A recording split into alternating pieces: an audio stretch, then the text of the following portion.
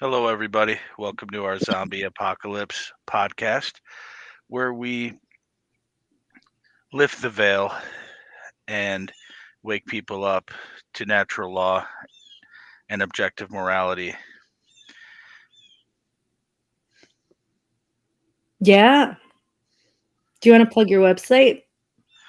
Well, right now I have a YouTube channel called Dunning Team Kruger Force because you always know what you don't know. It's a joke. you gotta want to learn. Being teachable is absolutely necessary to be able to learn anything. All the information's there. We have to receive it.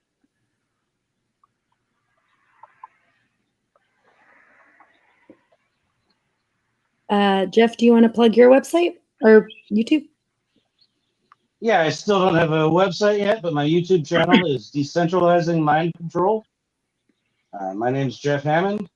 Um, we have a guest today, Slav Squatch, or you can introduce yourself. I don't know if you like to go by Steve or Slav Squatch. It's kind of my first time. Yeah, yeah, I use Slav Squatch a lot for like a funny nickname online, but you can call me Steve. My given name is Svetoslav. It's a Slavic name, and my How website do you say it again? is Can you say Svetoslav. that? I talked over you. I'm sorry. One more time. Svetoslav. Okay. Is everybody else able to hear me? Okay. Yes, I turned up your volume just a hair. Okay. Yeah, and my website is www.slavsquatch.com and also whitepilled.tv. Cool. And I'm into like just all sorts of knowledge, studying stuff, studying knowledge, psychology, philosophy, alternative history, alternative knowledge, alternative healing, all sorts of stuff like that. Conspiracy thought, real into um, different stuff like that, and of course, natural law and morality, veganism, of course. I try to stay on top with all current events, things happening in the world, and I think I have a unique perspective on things sometimes, and I like to share that with people. Nice. Yeah, you do have a unique perspective, so it's awesome that you're joining with us. Oh, awesome! Thank you. Nice. I'm Jerry Cabazuto. My website is godislovetruthlife.com. And today's topic, Jeff, you want to take it away? Yeah. Something really important about sovereignty. It means to be above rule.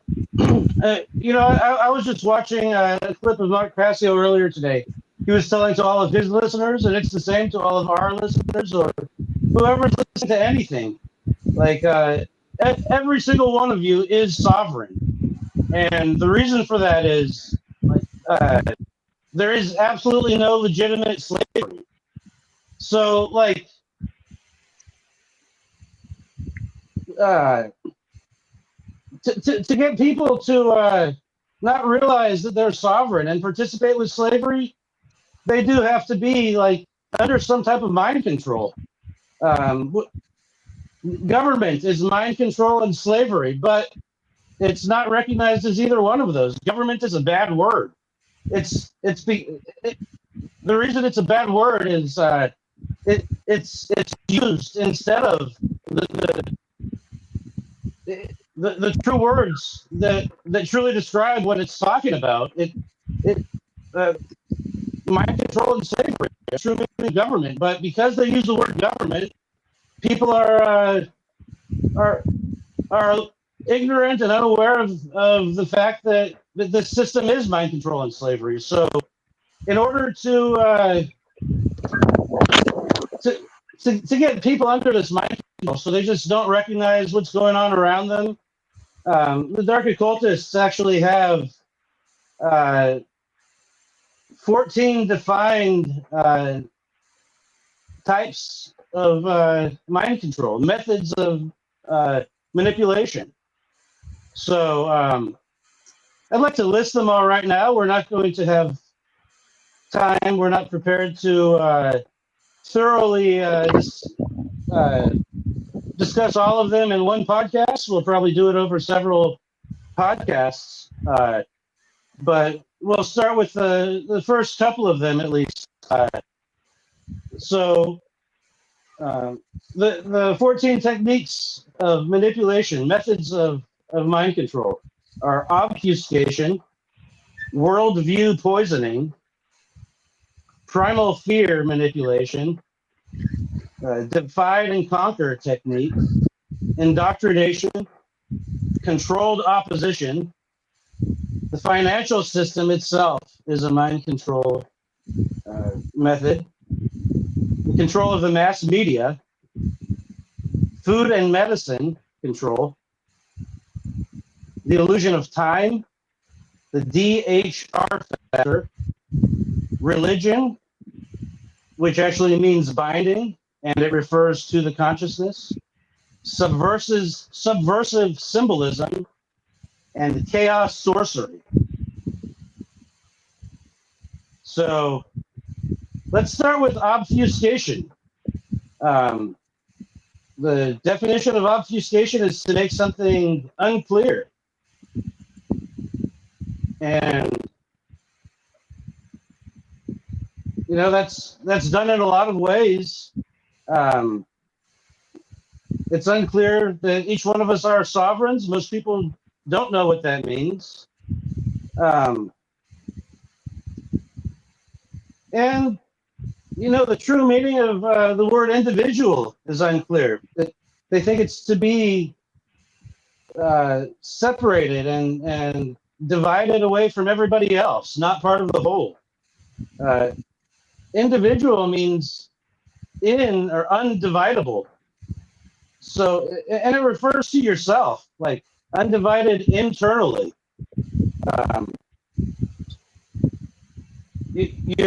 Your ego and your true self and your conscience should not be divided. Like, to have holistic intelligence and function as a conscious adult, you need to use like both sides of your brain, the logical and emotional side, to know what truth is and care what's right and wrong. But if you're following what a hierarchy or a culture or a government tells you what to do, you are internally divided. Like, with whatever truly is right or think you should be doing, it's not the only thing. Like, you're going like what you actually do is separate from what you know is right. If you don't rely on your own conscience to decide what's right and wrong, if you're willing to follow any order, or even if you're not an oath-taking order follower, if you're just a citizen and you think that it's a good virtue to be obedient and contribute to government, it's you're ignoring your own conscience to even believe in any sort of authority. and you lose your individuality. But to be an individual is a good thing. It's to be undivided, to be united within yourself, and you can still be united with other like-minded people, but you're you still hold strong that you're yourself. You're not going to follow like what some group tells you what to do. And culture, it's another thing that's been obfuscated. The root of the word is cult, but it's just another way of programming. People think you should do a certain religion, or you should have a certain political party, or something because of your culture. Like, and it just takes away from being a true individual and thinking for yourself, controlling your own mind. It's letting the society engineers control you. And obfuscation is very similar to worldview poisoning. But does anyone else want to say anything about the first method of manipulation, the obfuscation? Sure. Obfuscation. Obfuscation is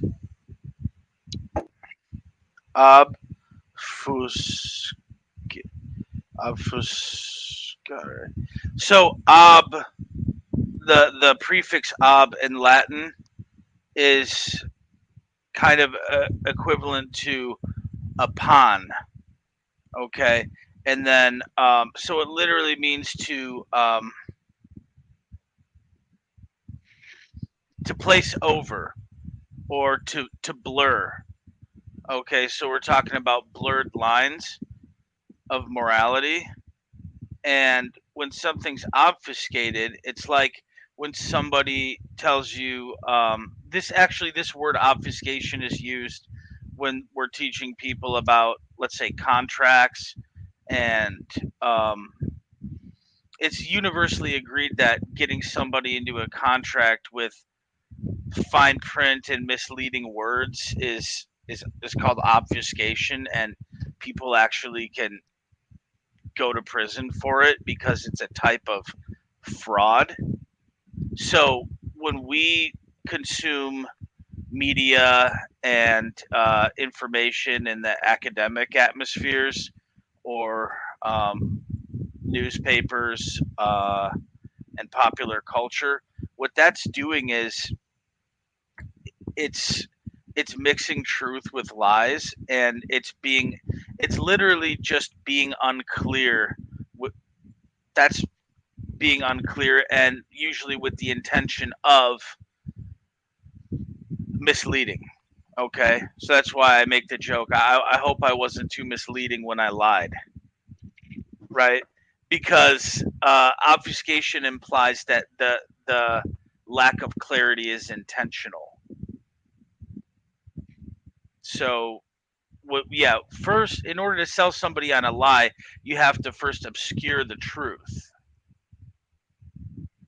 And then once truth is obscure, you can make dishonest or incorrect reasoning appear to be perfectly logical.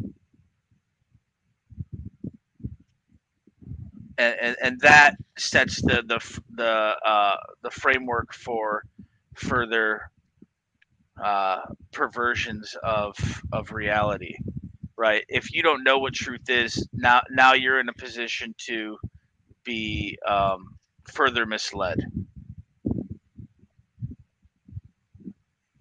You know, I want to mention the word legalese. It sounds like a joke language, but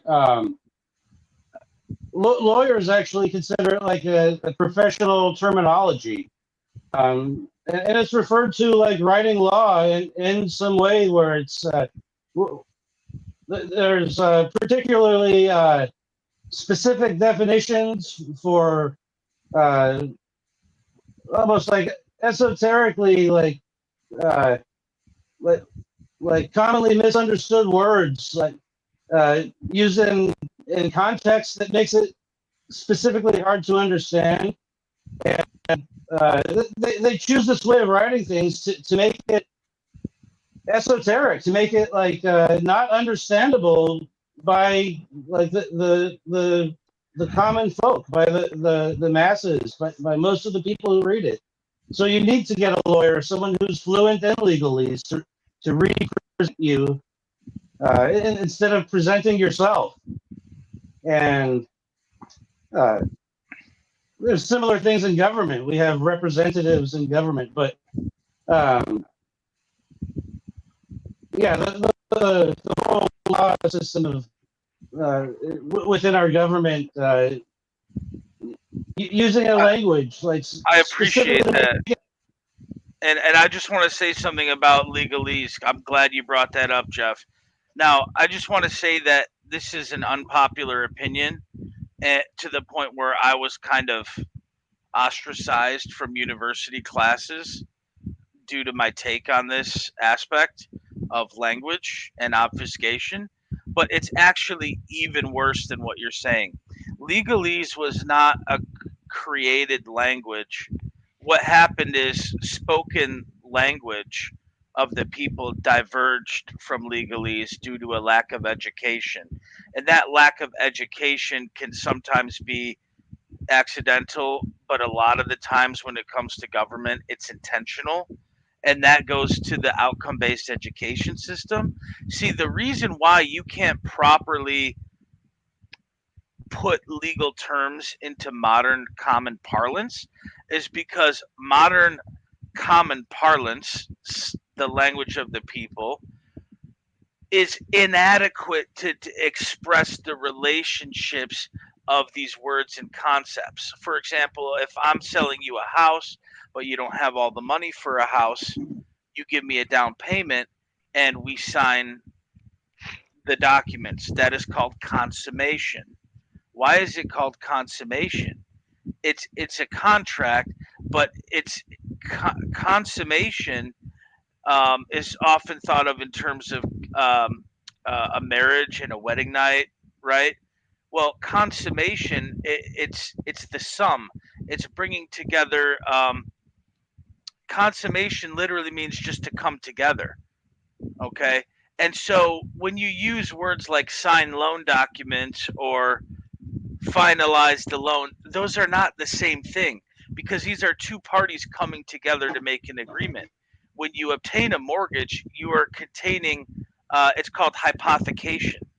Okay, so these terms from their ancient Greek and Latin roots actually mean something deeper conceptually. And the way that it's even worse is that common parlance and legalese have diverged so much and they want to keep it that way. The powers that shouldn't be want you to stay away from old books, and they want you to stay away from the everyday journal writings of Revolutionary War soldiers that would sound like legalese to us, but is actually just proper grammar.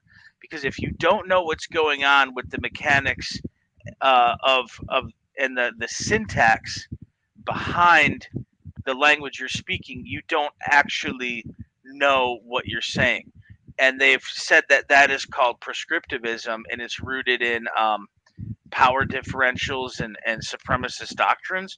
But really, what makes somebody supreme or what makes somebody have an advantage over another person is a knowledge differential.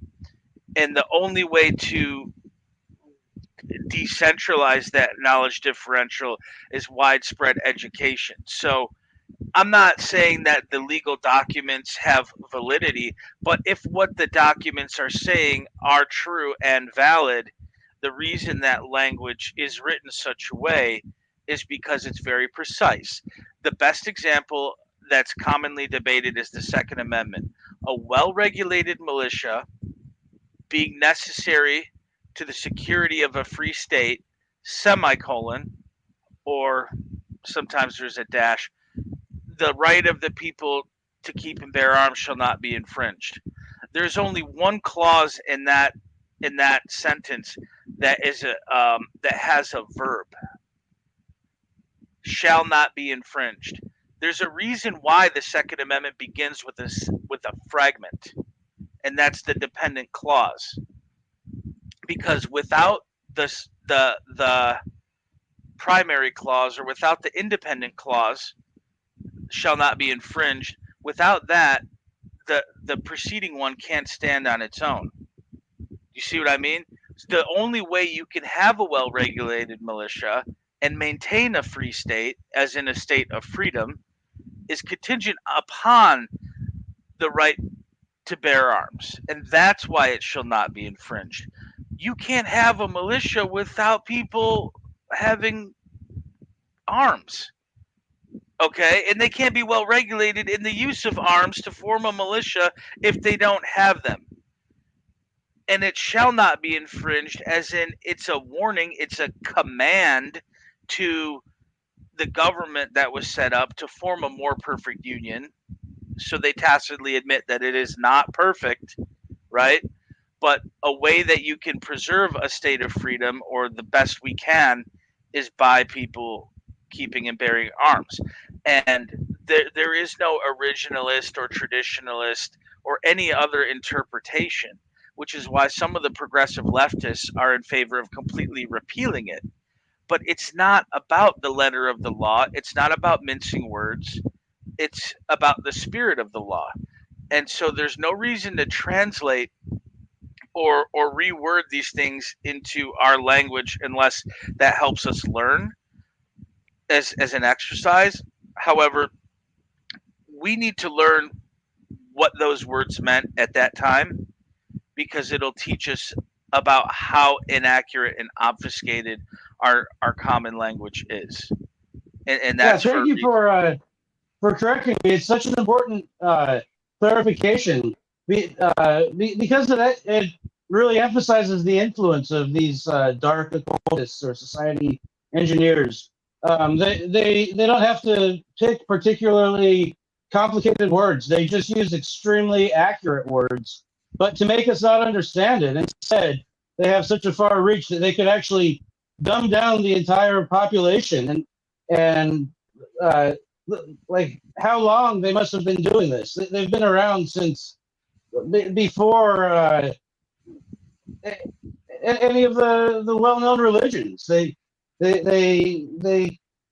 called themselves the old religion before they were labeled all different things: Satanists, dark occultists. But the dark occultists is a very good word for them. They're psychotic psychologists, society engineers. They're the ones who mind control us. But occult simply means hidden, and psychology is hidden. They know psychology well, but they keep true psychology hidden from most people. And psychology is occult in different ways. It's a mental thing. It's a study of the psyche, a non-physical thing, something that is hidden from the eye. The information about psychology, they hoard to themselves, and that differential of knowledge that regarding the mind, if they understand how our minds work and we do not understand how our minds work, they can completely control our mind, and they do it by conditioning us to have a similar mindset. They condition us to have to be a secondary psychopaths, even if we're not born with something physically wrong with our brain, where we don't have a conscience. They condition us to ignore a conscience. They design society in a way where ignoring your conscience can help you get ahead in society in a lot of ways. And that's not the way things work in nature. That's only in a construct that's designed by these mind controllers. Steve, what are your thoughts on what's being discussed? Yeah, I look at a lot of these methods of control. I think one that was possibly left out was like they use like sexual perversion. Like they use like sex as a weapon as well. Yeah. Right. The misuse of good things and natural things and the misapplication of those is really Yeah, hard. only that one's like really powerful because like that's how humanity gets things done is they get together, they have families, and they build stuff. But how's that gonna happen now? Right. People Oh, are it's not not. having children because of financial concerns, where before the monetary system, nobody knew what a financial concern was. And to have sex, you don't need any equipment. You don't have to have clothes. You don't have to have anything. It's like, you know what I mean? It's one of those few, it's so natural and it's so base to the survival of the species. And I mean, there's just things, besides eating, breathing, drinking, sleeping, that's the next one. And to attack that is to affect, if someone can control your natural urges, either by perversion or by instilling us with taboos, right? So I try to tell my friend, look, if a cult or a religion or any kind of belief system is impacting your sex life, what they're doing is they're attacking your base instincts, because if a cult can get you to have sex or not have sex as they tell you, then they've got your soul.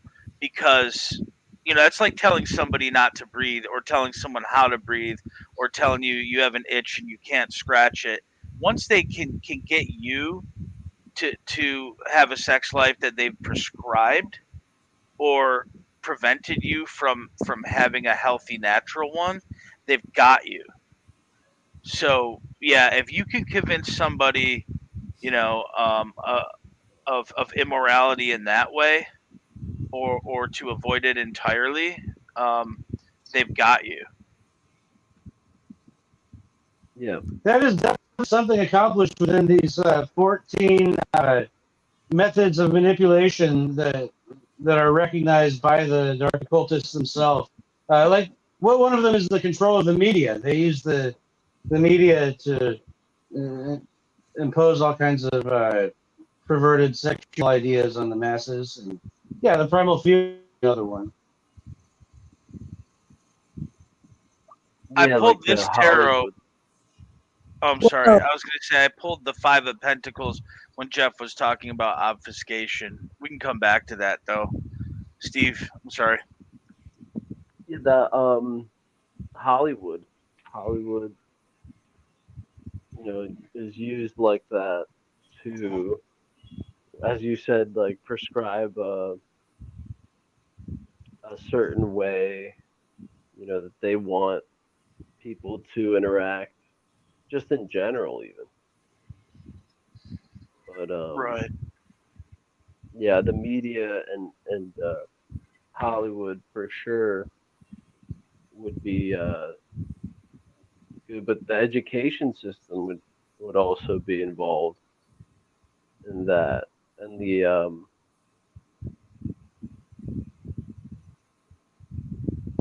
I guess the music industry. Well, that's all media as well. So yeah, you're right. It's definitely in that for sure. And music bypasses the logical mind, and it goes right to the subconscious. So, you know what I mean? Because we're not listening to every single word, we're listening to the entire experience. And what music does is, if the music is entertaining and catchy, it puts you in a more suggestive state, and you may be repeating things to yourself or come to believe things because they sounded good, even though they're not true, or maybe ought to be taken with a grain of salt, but you don't realize that it's not, it shouldn't be that serious. And that's why, like, classical music doesn't have such a big following anymore, because it's not just handed to us. They're not spoon feeding us the meaning of a certain song or something like that. And but if they are, it's in a complex way, and people have learned to not enjoy complexity or sophistication and want things to be simple. Um, and so that ties in with this card here. This is the Five of Pentacles or the Five of Coins. Okay, and I pulled that when Jeff was talking about obfuscation, and this I used to be like kind of paranoid about the tarot. I thought, oh, I don't want to attract evil spirits or anything. But then I realized, like, you know, there may be other life forms that are not like us that are bad, but I'm not asking any spirit anything. I'm looking at the cards to see how this applies, this symbol or this archetype. It's a tool to focus. And so the Five of Pentacles upright, um, it kind of implies isolation, loneliness, feeling distant, or depression when it comes to love, work hardships, or isolation from colleagues, or being an outcast in a career sense, or uprightness. Upright finances meaning is poverty, debt, bankruptcy, and tight finances. So Whoa. Crazy. there's a saying in the Bible. I forget which one, and I'm just going to paraphrase it. It says like, "My people perish for lack of knowledge." Hmm. Okay? And then also when it comes to poverty and finances and obfuscation, if we believe that the goal or the highest goal or the priority regarding, let's say, relationships is financial, um, that puts us into we're told we're lacking, even Right. though we're not. You know, there's some wisdom behind Psalm 23. There is nothing I lack or I shall not want, which means I'm not going to lack anything because the Creator in His wisdom provides everything we need. But we do have to be ready to recognize that. So the perverted poison worldview begins with the obfuscation of the priorities of what's important.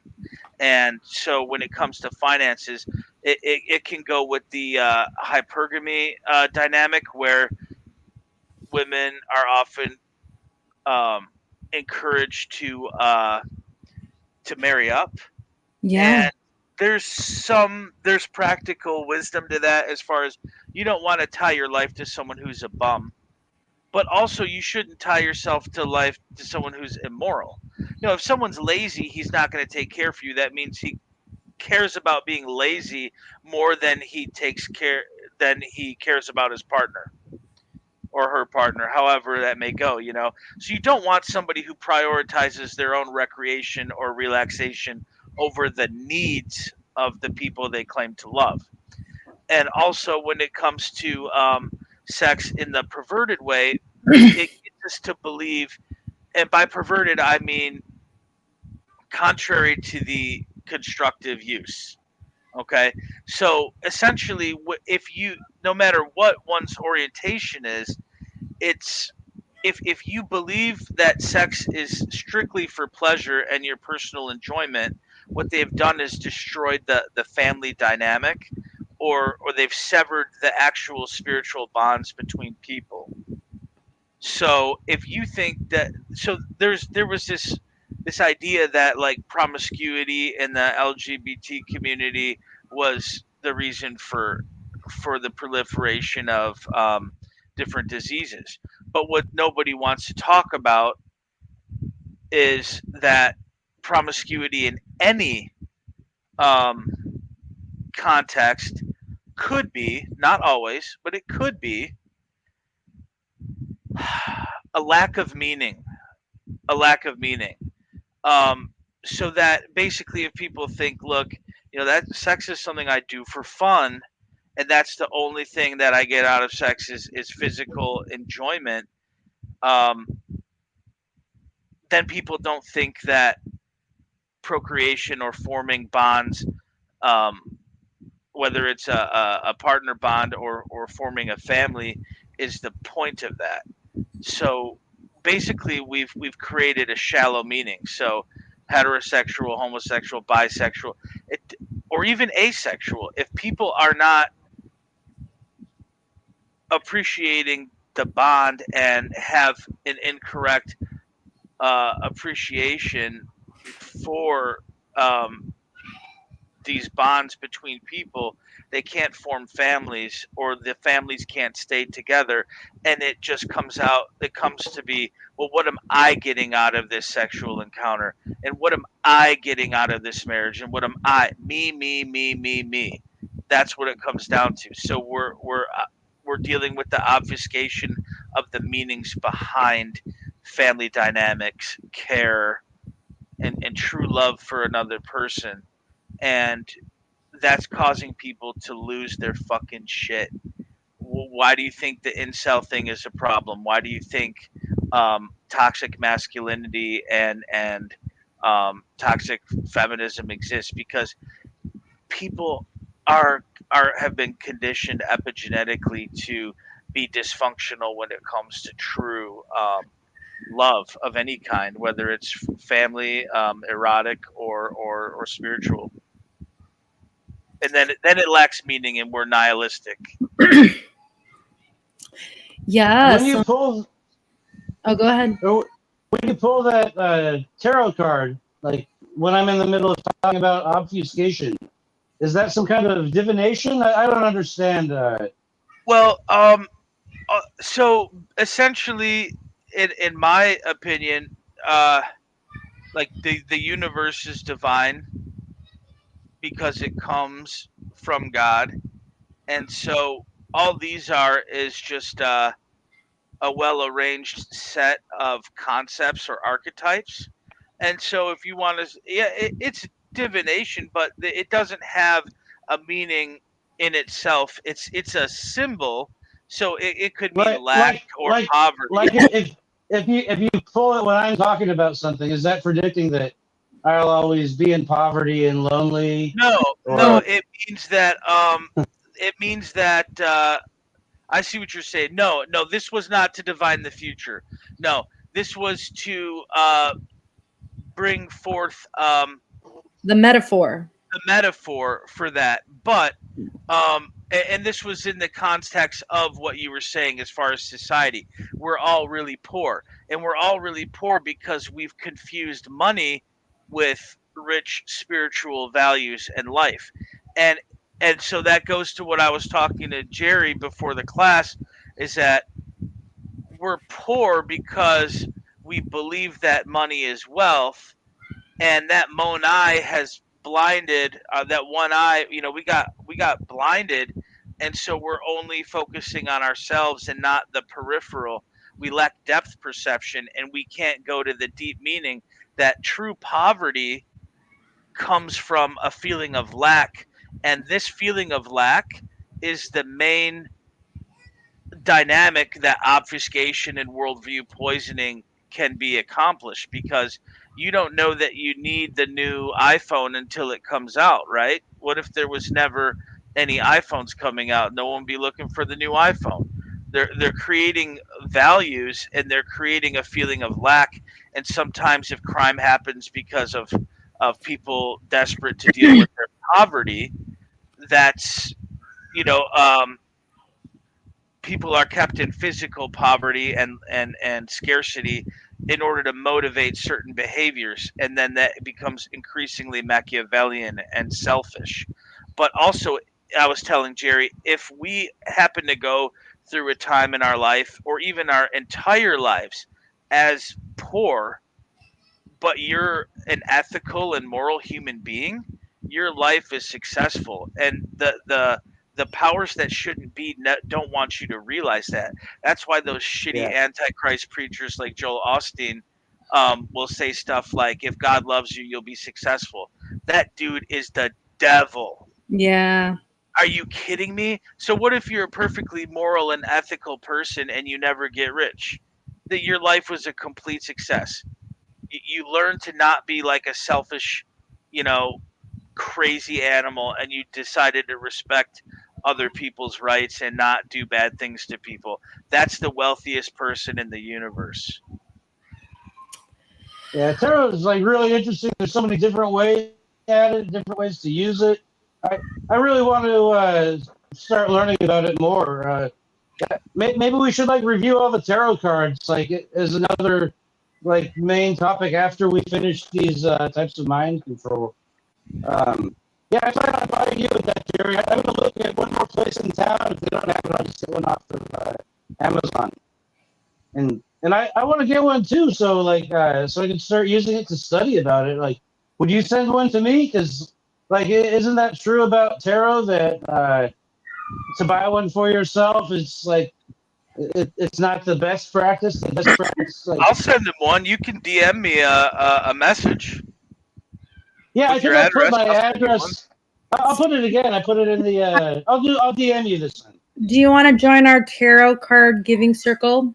You don't have to if you don't want to, but Or maybe I'll give one to you. Then if Darren gives one to me, I'll give you one, Steve, and you can give one to Jerry. I think I have it. I have it, Doug. cool. Okay. I'll just. I've already got your address in the chat. But yeah, Nice. we should coordinate off of the podcast. My bad, I brought that up. But I'm an alumni of the Michael Tessarian Tarot Card Tarot Mystery School from like 2006. Nice.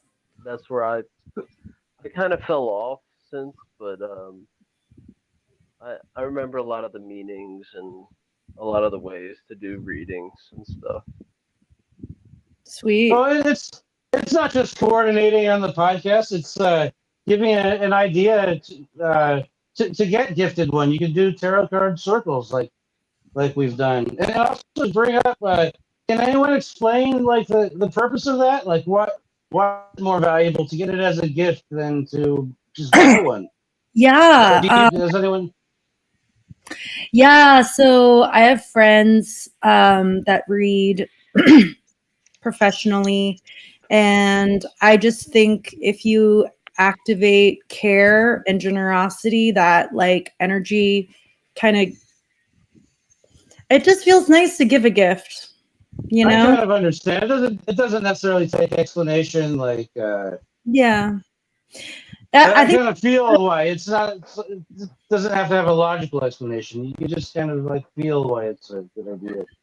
well, and like with tarot, it's not logical, right? It's all like Yeah.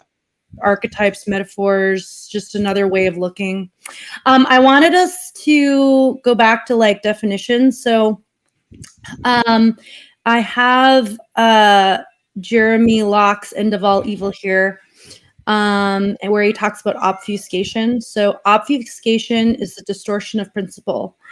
Obfuscation is the creation of false ideas in order to hide truth. Sometimes this is simply adding ideas on top of truth to disguise the nature of the original truth.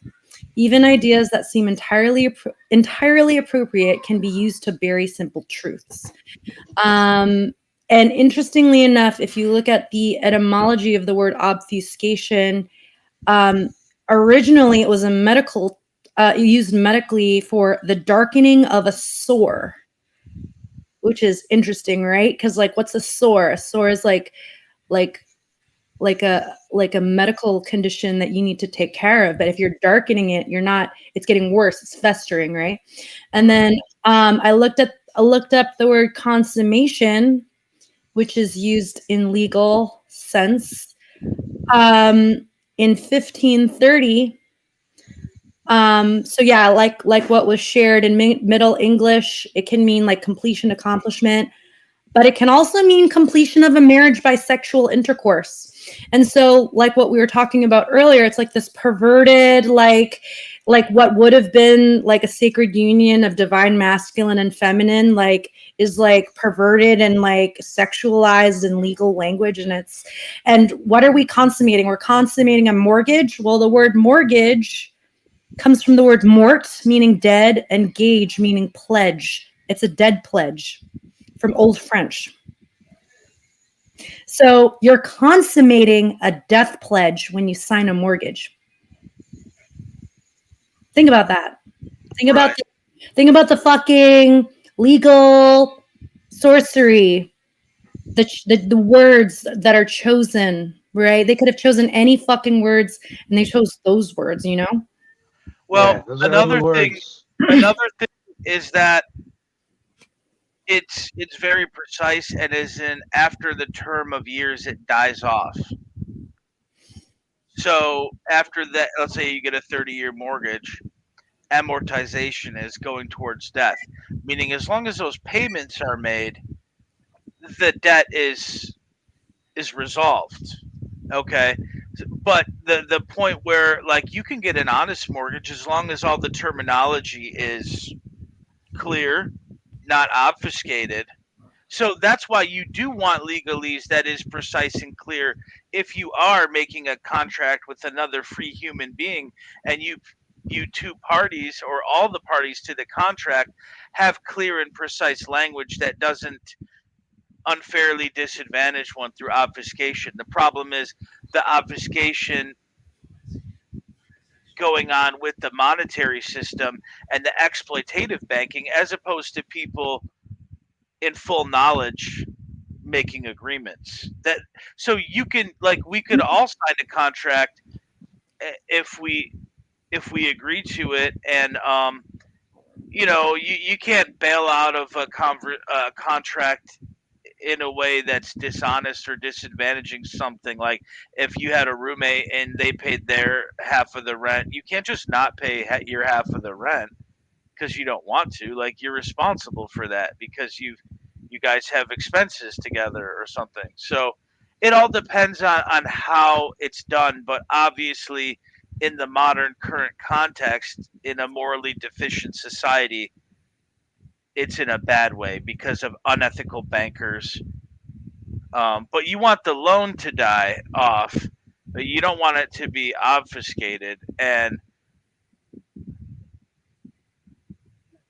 the danger of obfuscation is they don't realize that sometimes they are forced to make agreements or consummations of contracts that are um, predatory. That's what crashed the economy in 2008. Years and years of immoral obfuscation and taking advantage of people's lack of knowledge.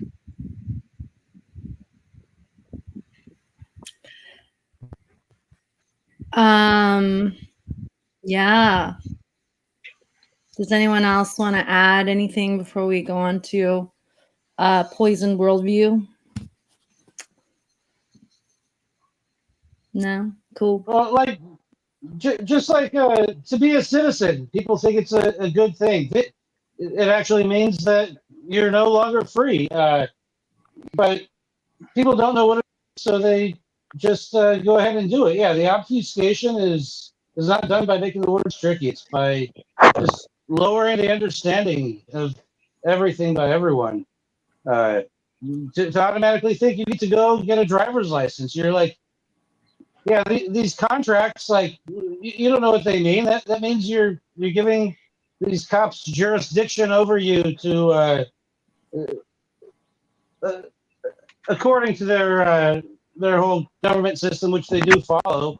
They're going to use it as an excuse to write you tickets. Like they couldn't even do that if you didn't have a driver's license. Like to remain not even a citizen at all, not get into any like relationships with the government would be better, because when you have these relationships, you're actually consenting to let them do bad things to you and violate your rights. But that invalidates any of these contracts.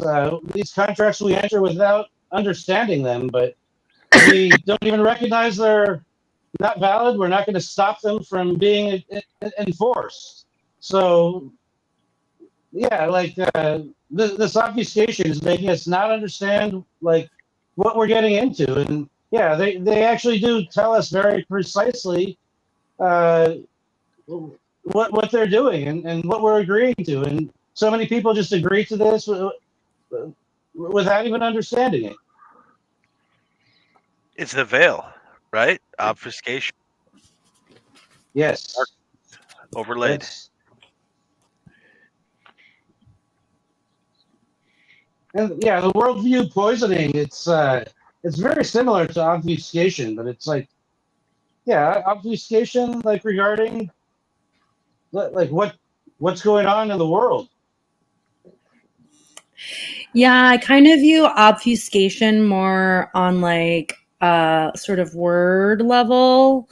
And then like worldview poisoning would be like beliefs or like concepts made up from those words. Those sorry guys, I want to go back because I found this other section of End of All Evil that I think is relevant to what we're talking about. Um, culture teaches that the nature of the law and what it asks you to do are irrelevant. Culture teaches that obedience is propriety. Culture teaches that when law is created, it becomes morality. Law is a weapon. It is used by evil to attack its prey. Whether in the name of duty to king, loyalty to state, or rule of law, law is the weapon used to extort and control. Culture upholds the nobility of law. Culture teaches that law is proper and good. Yeah, and all man-made law is actually a lie. Yeah. Because humans can't make laws. They come with the universe. I like how Mark said if a law is correct, then it's redundant, and if a law is incorrect, then it's not only wrong factually, it's wrong morally. Yeah, So, exactly. don't steal if that's a law. Well, it's correct, but it's not correct because it's a law. It's correct because it is correct. Yeah, you don't need a law to make it wrong to steal. It's wrong, Right. and And you can it never should be make a defended wrong against. into a right, or vice versa. Versus. Well, you can't grant Yeah. rights. You know, that reminds me of something like, kind of disagree with the way Mark said something. He said like, oh, you can't justify anything. Like you can't make something right when it's not actually right. And I agree with him. But like used in a different context, you can justify something. Like say I do something wrong, like I do harm. I fix the harm that I did. That justifies the Oh, situation. that's rectify, to make it right. Yeah, it's Or you can explain how the action perceived as wrong was actually just, given the context of the circumstances. Like someone might say you didn't have the right to use force against a person, but they didn't know what happened directly prior to that you were being violated. So there are justifications, and the justifications have to be just, though. That's the thing. Yeah, you can't justify a wrongdoing and make it right, but you can realize the justice of something. Sure. say I drive my car into a parked car and I damage that car. Like, I did the wrong thing. I was careless enough to lose control of my property and I damaged someone else's property. Um, like, without that owner's consent, I violated his rights. It was an accident or I did it out of anger. Maybe I just got mad and like, uh, and because I'm mad at someone who it's not righteous anger for who didn't actually do something for me to defend against. Just out of anger, I decide to vandalize someone's property or something like that. Like, That couldn't be like, justified. no, Yeah. no, but well, like, if I replace what I broke, I think that's what I should have to do. I should have to make it right. Like, Sure. like you got the right to use any defense necessary to stop someone from doing something. But what if you failed to stop them and like what if you didn't do the defense and they actually did violate your rights? Like you still have the right to defend yourself by forcing them to fix what they did wrong. Yeah. I like how If you I brought if up the car accident example, because Yeah, one like thing if I that break gets your car, like you have the right to make me replace your car or fix your car. sure. Like I think I have to be accountable. Like now once I do that, like I don't know, I don't think you got the right to beat me up. Like if I fix what I No, did because wrong, it's an like accident, and that's the yeah, difference between an accident and a crime. Is intent yeah, matters to a certain extent. and intent is not a get out of responsibility free card, but intent really matters because someone driving their car into you purposely is a crime and is violence, but an accident intent does matter. So you can, it's not necessarily it kind of is a justification by saying, I'm sorry, man, it was really slippery outside, I didn't mean to hit you, and what can we do to make this right? That makes a huge difference than, you know what, you were just going too slow and I decided to just plow into you. Like, Yeah, that's a huge difference. without government, if we're doing things right, like I really don't think like punishment equates to justice. Like I think justice means to justify something, to make it right by fixing the wrong that you've done.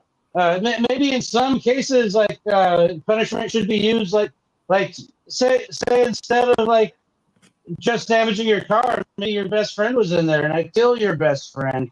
You can never bring your best friend back. But besides your friend being a victim, you're also a victim. You're the loved one or something, and like I can never bring your friend back, but all I can do is like whatever I can do to make you feel better. You know, like if it makes you feel better to kill me.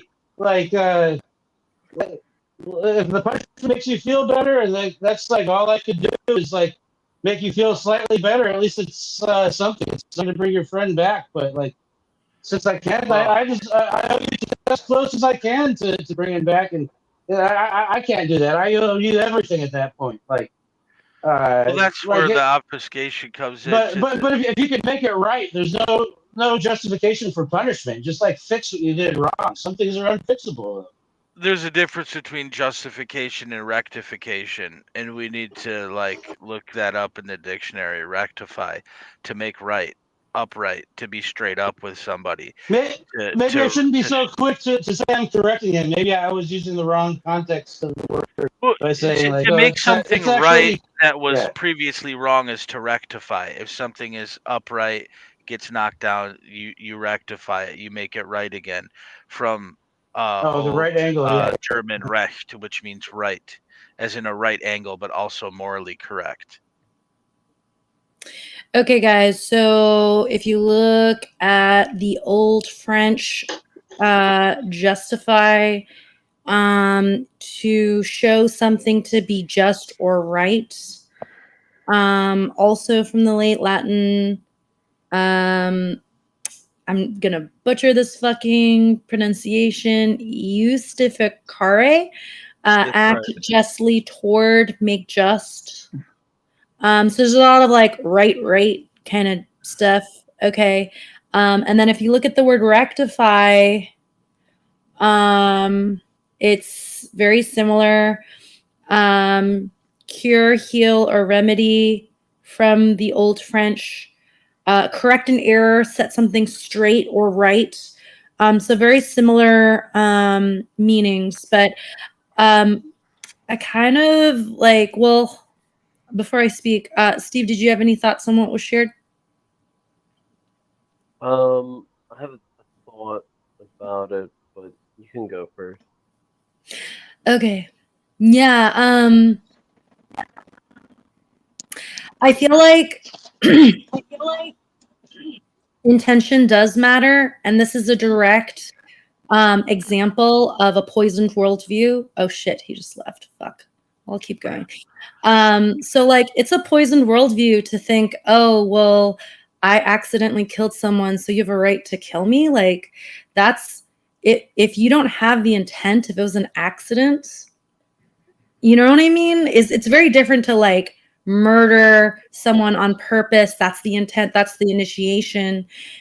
And like it's an obfuscation to conflate force with justice. It's a poisoned worldview to disregard initiation of violence. So these concepts are literally being confused in the very example that was given. And so this is, part of the poisoned worldview. He based it on feeling better though. Like if the person were to feel better, right? But would the person actually be better with that? No. Even Yeah. if they felt better, they'd be wrong. Incorrect. Yeah. Correct. What does correct mean? Recht. Once again, Recht. Einigkeit und Recht und Freiheit. Okay, unity, rights, and freedom. Okay, if to be correct means to be right together. Whoa. Yeah, some wrongs would require just so much work to to um to kind of make up for, because you can't really undo it. Right. Once it's done. But sometimes that like it would take so much work to make up for it that you can't think of anything except for killing somebody or something. But that just that's why I'm not really for capital punishment. I believe, redemption can be anybody's. Uh, like anybody can I'm really very be sorry for that redeemed. technical difficulty. No worries. Yeah. I really think anyone can be redeemed, but it's a really like you'll only know by the actions. So you'll never really know if anybody's really redeemed and on back on the path of goodness. Um, but it's still not your choice. Like it's not up to you to decide, the life of anybody. I feel. I mean, you're defending yourself. In the defense of yourself, someone dies. That's Like, what if that's it's straight up murder? What if I like murder your loved one? Do you think you would have a right to kill me Yes. uh, for the I don't satisfaction of I getting don't revenge? I don't think so, Really? Why? because uh, my not preventing that action by you upon my loved one is the greatest lesson. And to be able to prevent that in the future would be my lesson to learn. But I mean, returning that Yeah, life and I see what you're saying. bringing Hold that on. Let him finish, I, Jeff. Sorry. returning I, that life I gotta and gotta bringing resolve that this issue life somehow. I'm just gonna let it ring and not answer. Hopefully, it doesn't and mess up my returning audio. returning that life back, bringing that life It back, already did. I'm um, sorry. I'll be would back again. yeah, that's really difficult. I mean, in general, it's difficult to get it out because of his technical issue. But I'm saying that it's not possible to return a life back. Like you can't get the life back. It's only if the person that caused the wrong, that committed the evil deed, becomes good, and then his life uh, becomes in such a way that that almost lives that person's life that he killed, even though they didn't live it. But if they had lived it, to to to have the same impact in the universe as if that person were alive. You know what I mean?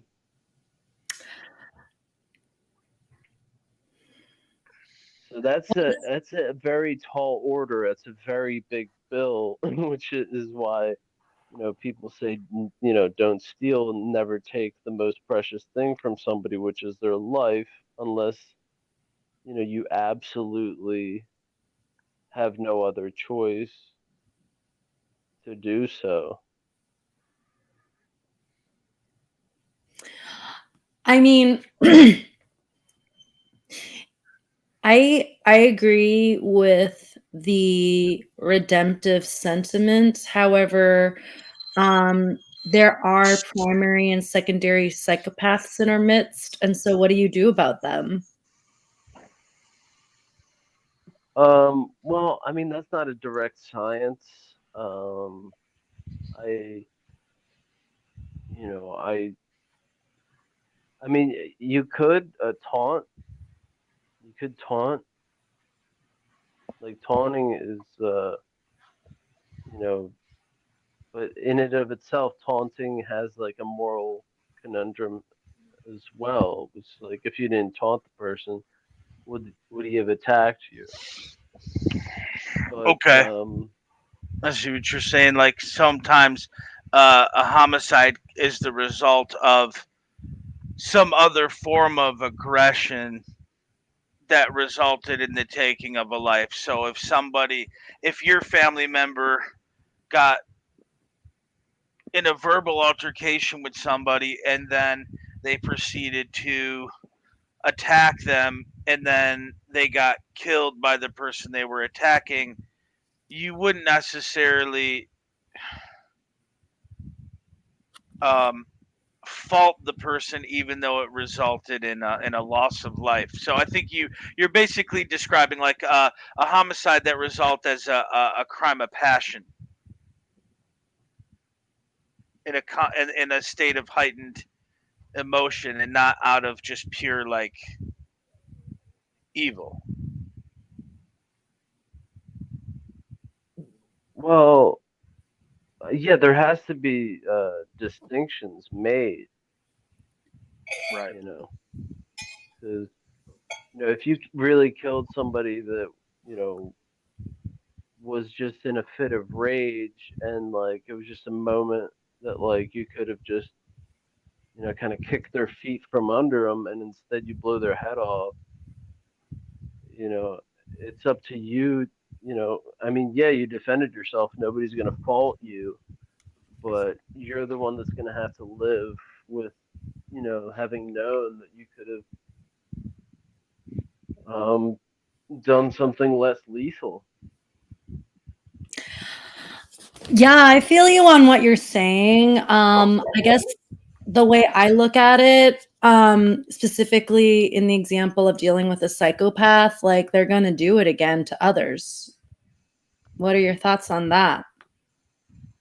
Well, I mean, how can you, like, everybody's responsibility to protect their bodies is on themselves and their family or their loved ones, etc. So, I mean, if you are so connected to somebody that you're willing to do that, I mean, I just, I don't know. It, I just say that it has to be done when they're in the act. When they're literally their actions are about to cause harm, and you stop them. Like that's what you got to do. I mean, because you got to defend yourself. I mean, if they're like most killers, most predators, really conniving and they think things through and they'll try to attack when they least expect it. But still, I mean, who created that person? The community. And it's up to the community to protect its most vulnerable, or to at least teach those most vulnerable ways to defend themselves properly, either by like calling somebody or having something on them that they can use.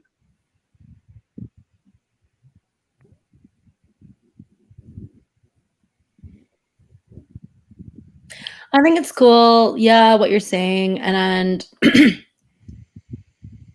I definitely skew more divine feminine in general. But I do see a need to stop evil and send a message also, which is more divine masculine. So I kind of see both, I guess. Like both can be right? Well, It's the a actions balance. themselves are a message. I mean, to go beyond, I feel like sending a message and going beyond would only, escalate the conflict. You know what I mean? So I Yeah. mean, if the violation didn't require any more force than that, then it could stay at. Your opponent thinks you're wrong. Your opponent, you know, might think they're justified in killing you, even though they're not. But they're still thinking that, and by you causing more harm than is needed, that heightens their anger and stuff, and it's just further conflict building and further, you know, Yeah, we Yeah. want You to know, avoid one a culture of revenge resolving. or retaliation that's not you know necessary. what one Fair. reason I did this thought experiment with myself and brought it up, I didn't realize like it had to do with this topic we're discussing, the obfuscation. But um, yeah, it's because of obfuscation. Like one thing that's not clear is people think the whole prison industry is necessary. They think that's a justification to have government. They think that the prison system is necessary because it keeps the dangerous people away. But uh, like I, I know the prison system's not necessary. For one, it's run by government. They pay for it by theft. But yeah, Yeah, but is it's everybody an going to take it obfuscation that upon?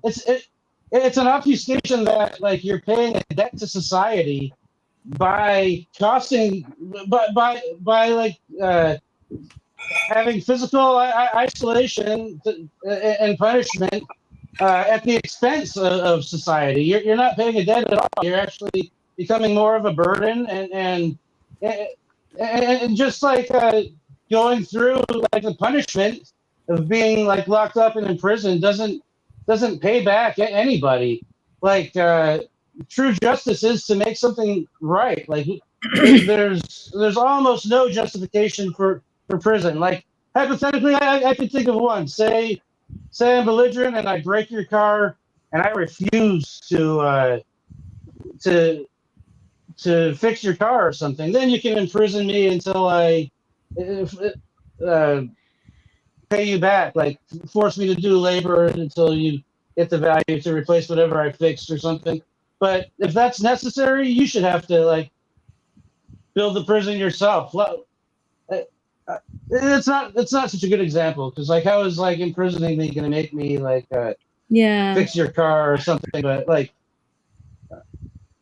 They Yeah, but can is so everybody? you can have somebody take some time alone, think here's about what another they've done. example. Say I drive shit faced drunk and I kill your best friend or something, and like yeah, I can never bring your best friend back, but like the closest I could come is like do whatever I can to ease the misery of the loved ones. And say you're the loved one, and you don't have like that vengeance where you want me to die, but instead you want to make me like travel around and talk to kids and tell them like, hey, like my life is over because I drove drunk and I killed somebody, and like try to like not teach people to be accountable and don't be reckless and do harm.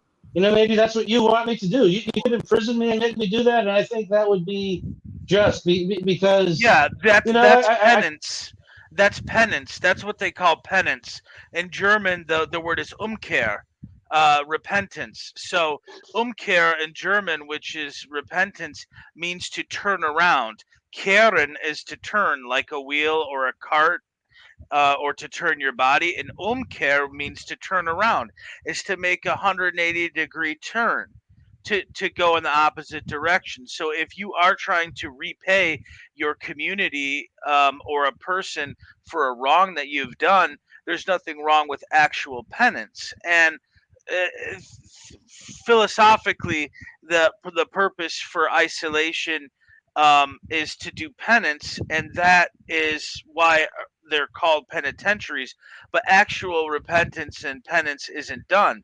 See, if you've done a wrong and you are forced to make that right, it's not really for just to make sure that you experience suffering commensurate to what you've done. It's actually to reform you by turning away from the bad and also moving in the opposite direction to try to offset some of that with good and being a learning experience. So even in a society without prisons, if someone has been inappropriate, they can be, well, besides exile, another thing is, hey man, you got to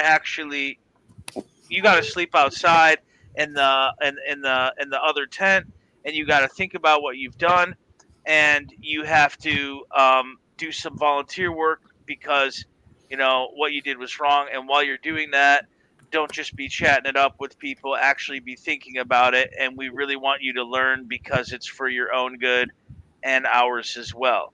So penance versus punishment versus monetary restitution, although that could be part of it. Yeah, to try to make up for some things, and that there's nothing wrong with that. The prison system takes advantage of that idea and turns it into a for-profit industry, whether it's profiting the government or a private corporation, but usually both. Yeah, there shouldn't be any prison system.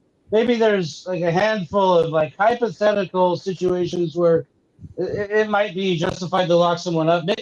Maybe like someone is like just like horribly violent and reckless, just trying to like hurt and kill people, where it would be just to just kill them in defense of yourself and other innocent people. But you have the ability to, and you have the mercy to lock them up, to isolate them, to keep people in safe, to keep others safe instead of killing the person.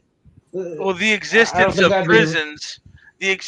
prisons make us think like it's somebody else's problem to deal with people we have failed to bring up properly in our communities, which is what Mark has said in a lot of his work. And I like that, because if you believe that there's some kind of garbage disposal where you could throw a human, you're more likely to raise garbage. I'll be right back. Yeah. Can I say something? Yeah.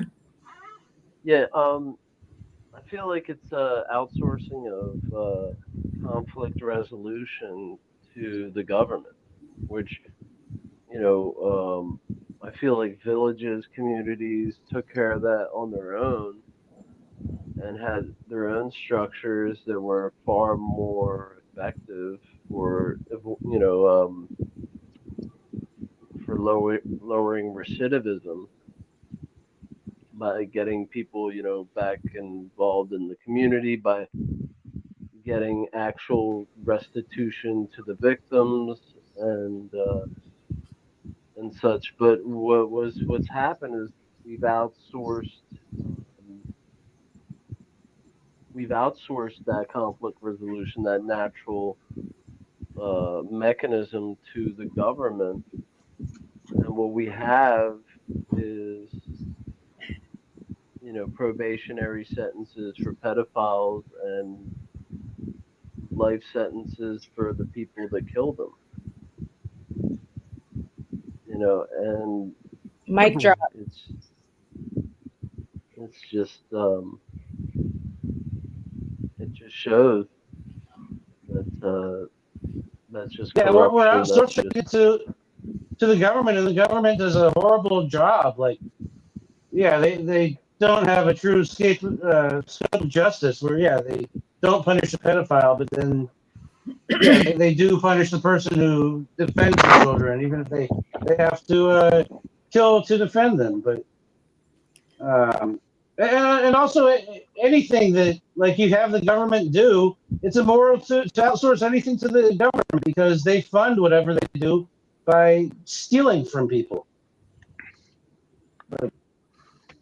And you're becoming a bad person when you outsource like conflict resolution to anyone, because you're ignoring your conscience. You're relying on something else to decide what's right and wrong, which most likely is going to be a worse chooser than you yourself, any individual, because the government's a system of hierarchies, and like sets are attracted to hierarchies, so it's going to have like a disproportionate amount of psychopaths within it, and you're the rules are most likely going to be made by somebody with less empathy, with a worse gauge of right and wrong than the average person. So, yeah, outsourcing any type of morality to the government is, totally counterproductive. Well, going back to the theme, right? Like it betrays a poisoned worldview, to not take responsibility for your own life or for the lives of those in your family or community, right? Yeah, part of the worldview poisoning is to make us think there's nothing we can do individually. Right. It just leads to like a powerlessness, just not, realizing that you as an individual do have influence and power over situations. I want to go back to what Steve said. Some communities, indigenous communities, they would just exile people that did shit, in lieu of like imprisonment. But they would exile them to a point where they would have to just, survive in. You don't have to steal from anyone to fund exile. That's free. If they steal, they're probably going to get killed by someone else they're trying to steal from. I'm just comparing it to the government who steals you're right. from us to fund the prisons. Right.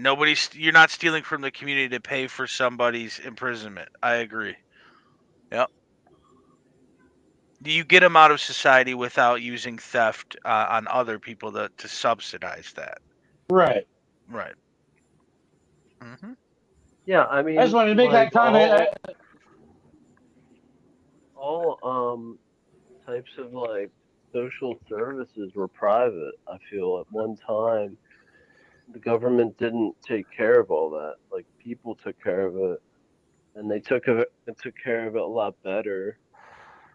But for like charity, and stuff, and like health Or free market. Thank you for your service again, Darren. Saying that because Darren's a security guard. Yeah, but the government monopolized all that. Their charity is welfare and stuff, and their health care. It's a very low quality. They gouge us for it, and it's completely corrupt, and it's dysfunctional. But when everything was, taken care of privately, with private people, feeling generous or feeling they need to give back to the community, they did, and they didn't have all this red tape to do it. They're not being taxed out of house and home, so they have this money to help their neighbors, and like the resources. Like if people are short on food, so you give them some like food stamps that are tax dollars that are extorted out of other people. It's completely circuitous, which goes along with obfuscation, that it's a roundabout way, and in that roundabout way lots of money is lost, aka stolen, by the people deboing that money to quote unquote feed their neighbors. So let me ask you this: if you don't have money for food, does that mean that there's not enough food in the world for you? Does that money create more food for you to eat? It does not. So it really is contingent upon a monetary system. And there's a difference between a fiat currency and a monetary system that is immoral versus something that is moral. I could take a stick and I could engrave 4 lines on one side of a stick and 4 lines on the other, and then I can break that stick. And now that's a unique pattern that's non-fungible. Nobody can counterfeit it. And then I can hand you that stick and I say, next time I come to town, I'm going to bring you your 4 bottles of wine that I owe you because you gave me this hammer that I needed. And I'll see you then. And you hold on to your end of the stick and that one. So it's a placeholder. So it's interesting that in the words of Genesis, let there be light is fiat lux. Okay. Fiat means let it be from fare. Okay. So to let it be done. Okay. So you can have a placeholder that's a fiat, but it has to be in good faith and not obfuscated with like speculation and inflation rates or done via theft of someone's ability to make a free will decision, whether that's counterfeiting or theft or extortion. They're all types of violence because they violate rights. So that's where it comes from. Like, I mean, we don't have the money to feed others that are less fortunate because our money is limited. The resources are not limited.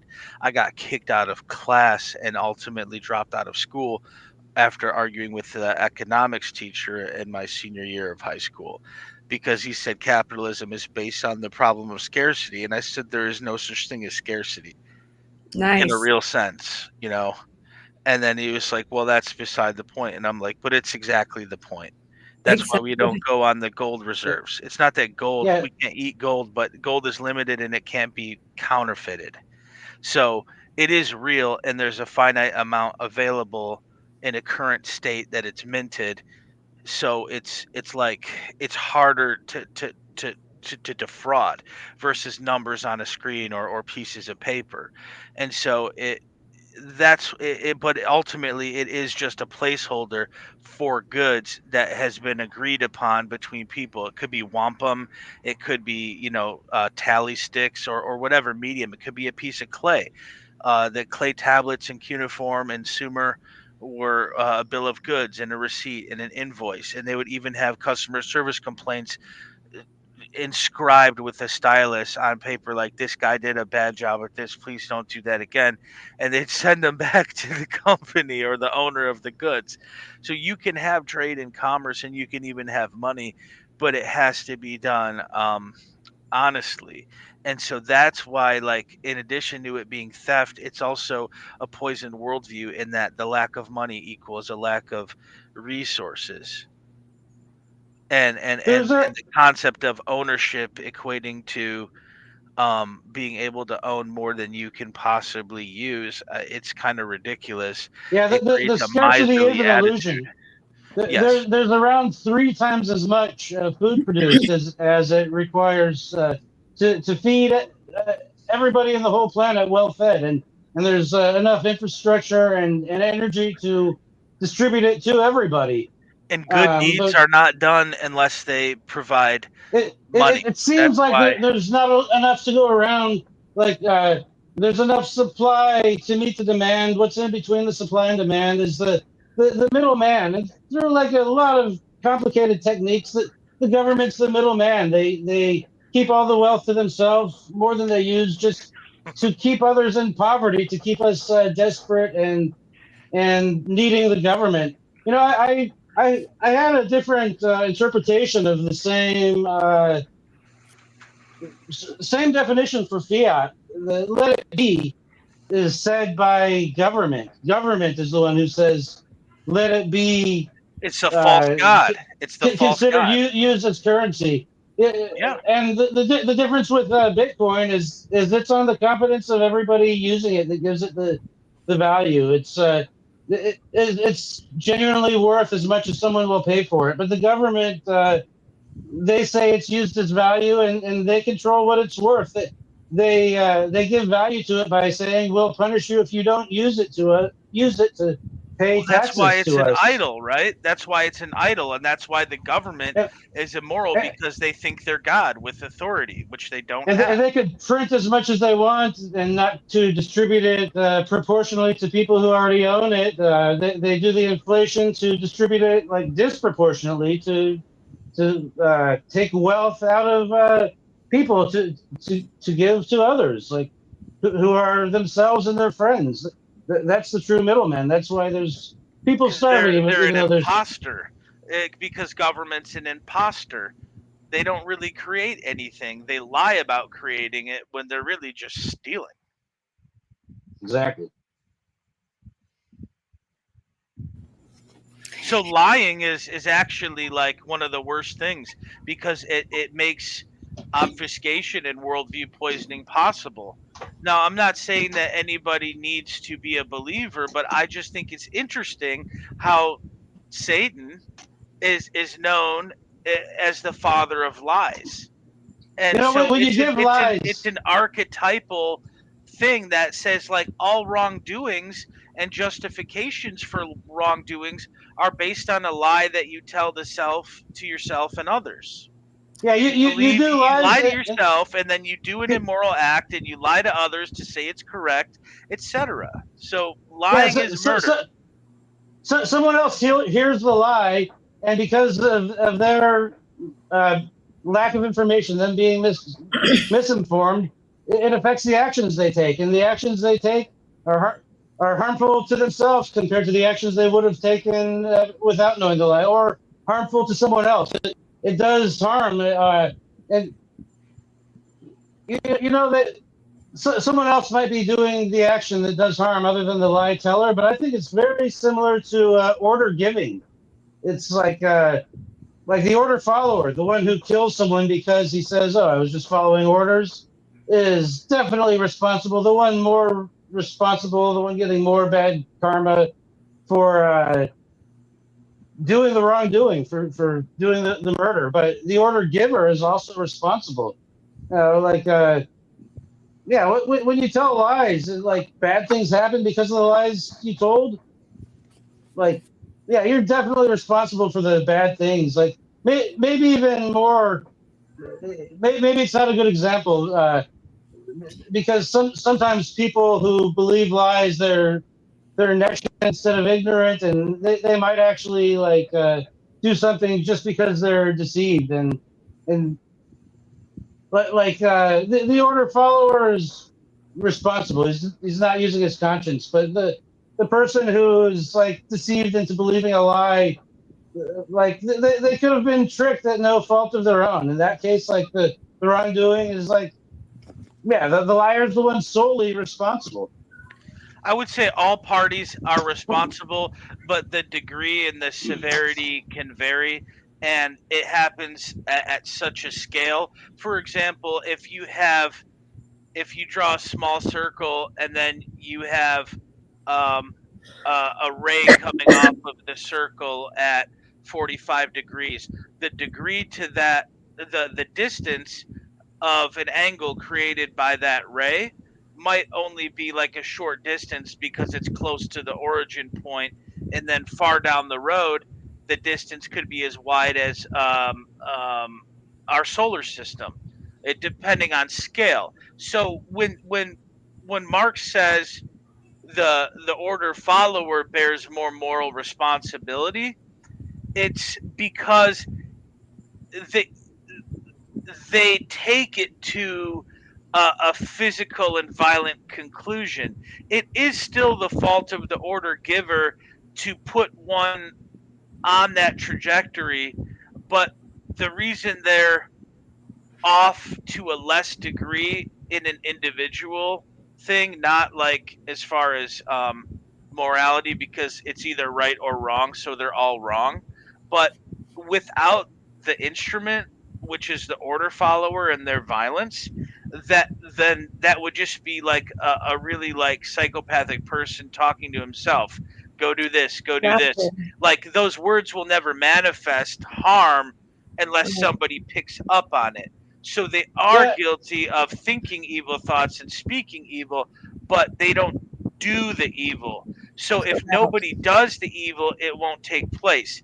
Now, if these order followers know that, so yes, they will eventually suffer, but by doing it at a slower, more subtle rate, they believe erroneously that it will be done unto them. But when it comes to actual like justice and the repercussions for their karma, um, when they get punished, even if it's a million years from now, it's going to seem like an eternity.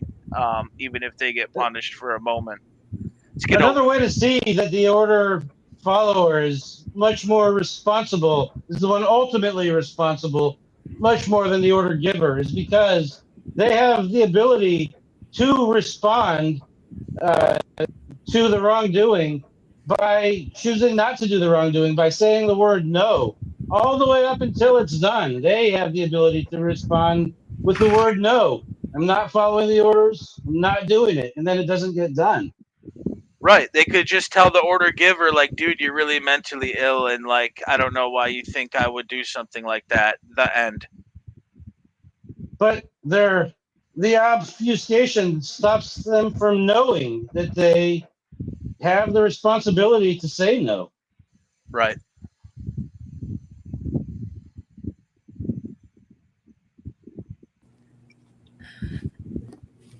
Sorry, I had to take care of my kid. Sorry. Sure. Oh, that was really quick. We had an awkward silence at the moment anyway. Oh, yeah, going back to this idea of like responsibility reminds me of the Milgram experiment, right? Like, there's a person who purported authority figure, not even using like coercion all that much. Just it was just like, I'm an authority figure. Keep running the dial to electrocute this person, and like people kept doing it, like With 60. the Milgram. Yeah, right. Like I think it was like 60 something % of people This just is 80. did it. It was 80. I think so. Yeah. Fuck. Yeah, 80% of people did it, and I think 2/3 did it to where the person died. Oh, got you. I Yeah. think that's. I mean, it's been redone many times, but it's not good. Not Every good at all. participant. Okay, here it is. So, a very high proportion of subjects would fully obey the instructions, with every participant going up to 300 volts, 65% going up to the full 450 volts. Fuck. But yeah, like you're right. Like, I mean, 300 is still pretty fucking high. So, all of them did that. But Did you have any? Sorry? yeah, that's something I brought up at the screening with when we were going to the theater to see Larkin Rose's Joe's Plantation film. We were able to meet up before at this guy's Nathan Hawke's house right before, and we had a little philosophical, like a little philosophy hour, and we were talking about the Milgram experiment briefly, and I always point out that in that experiment, and I got to point that out there too, that in that experiment, I mean, it's all dark and foreboding, but when a person was able to witness another person um, refusing to uh, electrocute people and refusing to kill people in that experiment, the witnesses of that person defying the status quo it immediately flipped back, like it was now 80% didn't, or it was even Yeah. 90%. And everybody, that witnessed that, 90% of them refused also. So this whole concept of actually Zimbardo, the guy who did the Stanford prison experiments, he's purveying this concept of like the hero, and like the hero aspect, and how powerful that is when the hero archetype comes out and defies the great wrongdoing, and how that invigorates people to do the right thing. And I always like to mention that yeah, I mean, everybody goes along with it, but as soon as they see somebody that goes against it, that's when things change. That's And brilliant. people got to remember that they gotta they gotta be that kind of example. They gotta do the right thing, and they gotta make sure people see it. Right. If conformity is something that happens and groupthink is something that happens, we can't just say, oh, we got to get rid of groupthink, because it is a dynamic that occurs. So, like Steve pointed out, if people witnessing good and people witness people saying no to immoral authorities and the wrongdoings that they commit, then more people will follow suit. It would be nice if everybody independently decided that, but if we got to be realistic, right? So why are we teaching natural law? Because us following natural law isn't going to just make someone else do it, but if people see other people doing it and talking about it, then it'll catch on. There is a contagion aspect. So just like there is a tendency of a mob to degenerate into chaos, if we put out the opposite, then people will maybe start thinking it's really cool to, do moral behaviors and say no to immoral conditions, and that'll catch on, and that'll be the popular thing. It Yeah, has one, to one be in type the of aggregate. one type of worldview poisoning is conditioning us to think a certain way. Yeah, partly by conditioning, like by doing this mind control for generation after generation. Like part of it's the way we're brought up um, by our parents who were mind controlled before us and our grandparents before them. But like one of the things that we're conditioned to do is the group think, to not recognize the value of the individual, to think something's right because everyone else says it's right, not because like you really know within yourself. Like if you're a true individual, undivided, you're not going to be divided from your own conscience, which gives you a bad feeling when something is not right and you're allowing it. Like those people in the Milgram experiment, they definitely have a conscience. Uh, Most of them, they're random people. Such a small percentage of the population are true psychopaths. So there's no indication that any of those people lack a conscience. They all have a conscience, but they're divided from their own conscience, so they could like go along with the group. They don't see the value of being an individual and being united with your own conscience. So when everyone else says like, "Hey, you're going against the experiment," like part of this experiment is to accept this person as the authority in the experiment, and they're telling you to push the button. Uh, don't worry about what your conscience says. Like they're conditioned to ignore their conscience for the sake of like going along with the group, and like their conscience alone should be like the reason to say like, oh no, I'm doing the wrong thing. But like it sucks. We've been conditioned to like have this whole society of like sheep or group think people, but that is the reality. So like to navigate through this reality that does exist. Yeah, a very good point is what Steve said about that hero archetype. Then when when that hero exposes, look, I could do the right thing, and I got away with it. That sets an example. Because there's at least some example that I'm not the only one. Their primal fears. They don't want to be isolated. They don't want to be alone. They see, oh, someone else is doing the right thing. I'm not going to be the only one if I do the right thing. Uh, Maybe I'll go with my conscience instead of the group think too.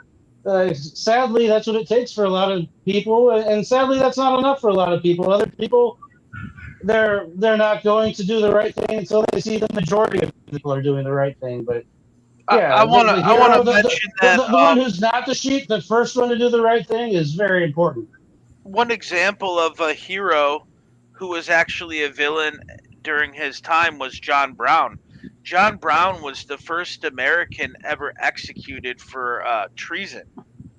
Okay, John Brown took the law, so-called law, into his own hands and said, "I've been petitioning the government for so long to stop the practice of slavery, and they haven't listened."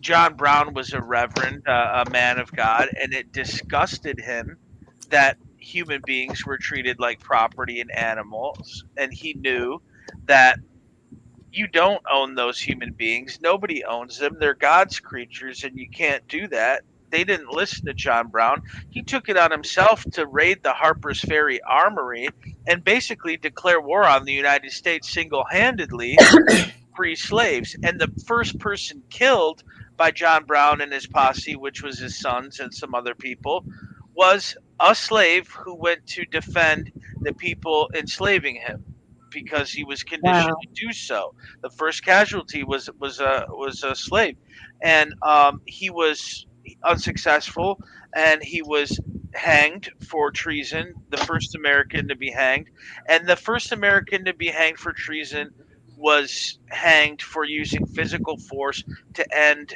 the condemnable evil institution of slavery.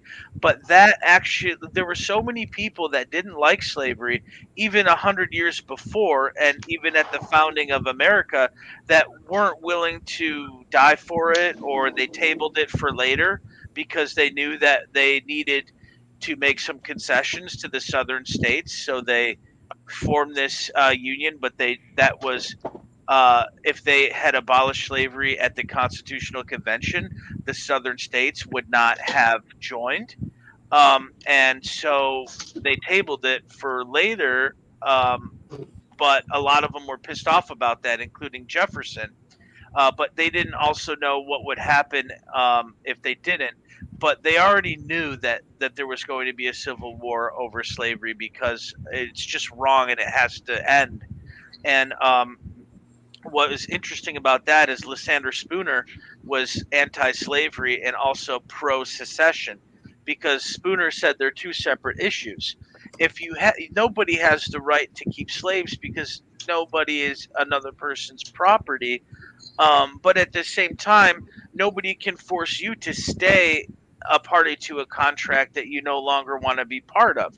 So just because your ancestors in South Carolina signed this thing forming a more perfect union, coming together for mutual self protection, if that is no longer suiting your purposes, you can withdraw to it. You're not bound through all eternity by an agreement that your ancestors made, but that right to secede from a voluntary union, which it was, um, doesn't give somebody the right to also violate moral law by keeping slavery. So, in that way, he was pro secession because he believed anybody has a right to leave, and anti slavery because those are both correct.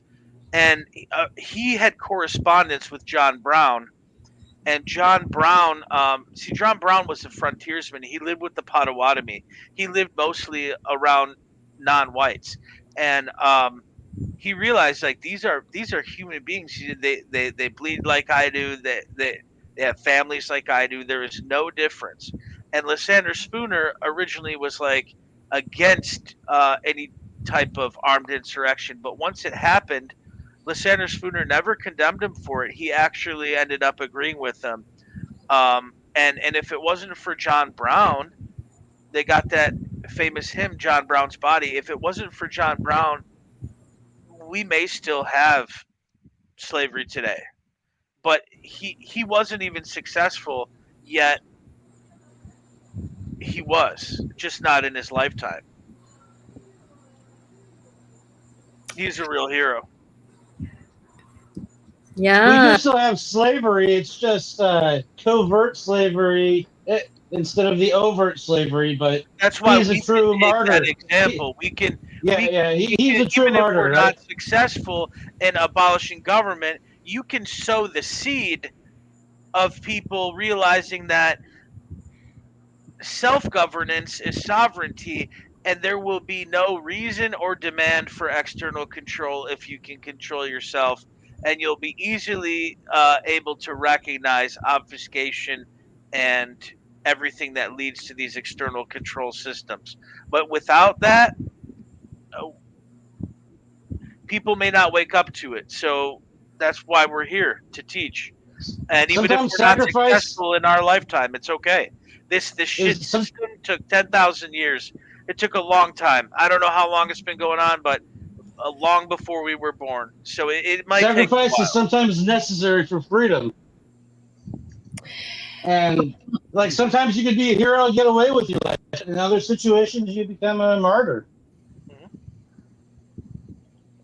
But it's still better to like die a martyr than to live without freedom.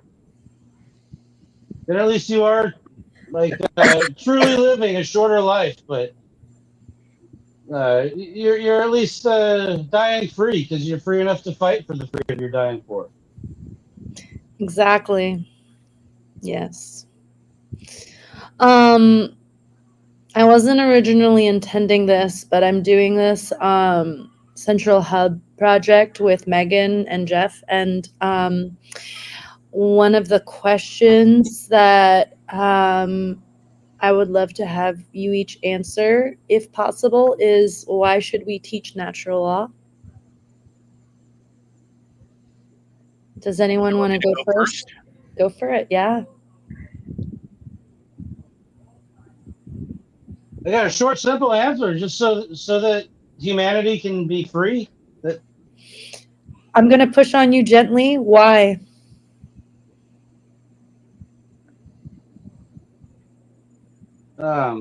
Why is that because important? natural law is a law regarding freedom. Like one of the natural laws is the law of freedom. Like natural laws are laws that exist in all of nature, but when the terms use natural law, like even though all true laws are natural laws, they're usually talking about the laws regarding morality. The law of freedom states that on aggregate, in a large group of beings, freedom is directly proportional to morality.